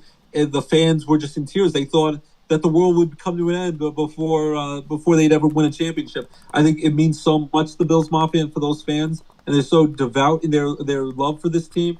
I think they would just be in tears. Like with Josh Allen, if he could just win one Super Bowl with Buffalo, it would almost feel like it's equal to Tom Brady's 7 overall championships. Not that Tom Brady's always going to be the GOAT, be the greatest ever, but I'm like, it would almost feel like it's almost as much as all Tom Brady's success just to win one in Buffalo. Because that's how much it would mean to Buffalo, and they've never won it before. They lost the 4 straight Super Bowls back in the 90s to the Cowboys, to Washington. Think about it. This would be because they lost to the Giants, they lost to Washington, they lost to the Cowboys twice. That run of 4 in a row was all losses. Were all losses to the NFC East division.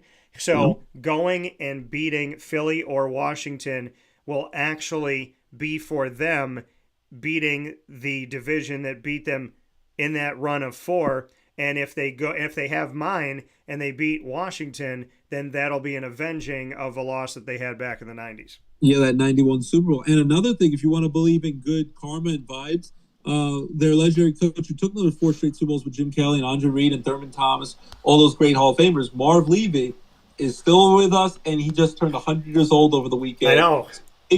Maybe in honor of him turn 100, turn a century on this earth, they will win a Super Bowl in his honor. Yeah, because he was signing autographs at the National Sports Collection show. They had Coach McDermott, the Bills head coach, on Hard Knocks this week, calling him up and wishing him a happy 100th birthday and all that, and how powerful that was, what he means to the city of Buffalo. I think that would be another cool thing if you want to believe in good vibes, that in honor of Marv Levy's 100th birthday, in honor of their last year at their stadium before they moved to their new digs, that Buffalo finally gets over the top and Josh Allen leads them to the promised land, wins the Super Bowl.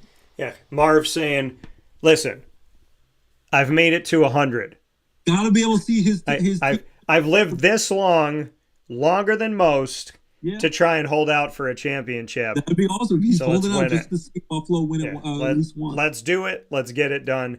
So we'll see if Buffalo will essentially be circling the wagons this season. Ross, as always, I appreciate the time. Appreciate you being here on the show. Always love the conversation and cannot thank you enough that we go far into the distance, into the field before we come back to the show. A whole classroom period at school before we even talked about sports today. That's why it's good. And it's so fluid and it's so real. And there is no script. That's why we it's didn't really know what we were going to talk about. You gave me an idea. We're going to talk some baseball and preseason football. I'm like, okay. You're like, you're brushing Ross up is like, game on. We're not going to do any of that. Like, probably not what we're going to talk about. We're going to probably talk about everything but that. So I think it's better that way, that we go in not really knowing what we're going to talk about. No. It's totally unscripted. Yeah, and that's the beautiful thing about it. And to the one person in my 21 plus years of broadcasting that asked me to script and stage an interview, I'm happy that I don't ever have to talk to that person again. So with that being said, Ross Turetsky here with us. You can find him on social media, and you can obviously follow his work. And, of course, when it comes to high school football and everything that he's doing there. Start on Friday for Times Leader newspaper. I'll be covering high school football for my 12th consecutive season. A dozen, just like Brewers win streak. 12 straight years. I'll be Friday Night Lights, Under the Lights. They love it just as much as they do in Texas. And like the Friday Night Lights show, I'll be covering high school football starting next Friday, August 22nd. Right before the school year starts will be season 12 of me covering for the newspaper. So very excited about that and all the Penn State sports that I cover later on. But can't beat covering high school football. I love covering football, and it makes me feel alive. It makes me feel like when I was a young kid trying to play football. Baseball was always my number one, but football, there's always a love there. And it really gets me pumped. And I'm so pumped to watch LJ, my son, plays very first football game, and my daughter cheerleaded for her first time this Sunday, right before I start covering games this season. And I told LJ my dream is I hope one day I'm covering him in a football game, whether it be high school, college, or magically if something great happens, I'm covering him the pros. I would love to be there as a parent, but I would love to be able to interview my son and get to cover one of his games. That would be a dream come true. And that's really speaking into existence. I'm not keeping it a secret. I'd love to be able to cover one of his games at some point in his career. So I would love to do that, and that's my dream come true if that happens. And what show will he come on once he commits to a school? We got him every week. He can be a weekly guest on this show. So, LJ, go out there and dominate. And Miss Lorelai, you go out there and you do the same thing.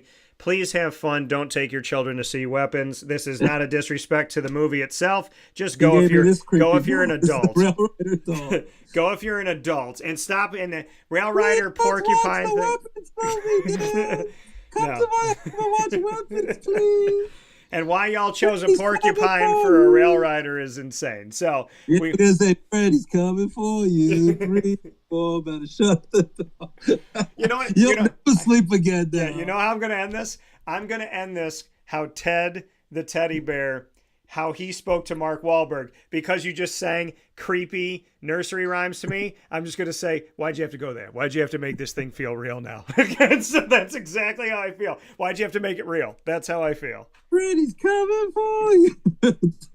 We are cutting all of this out of the show.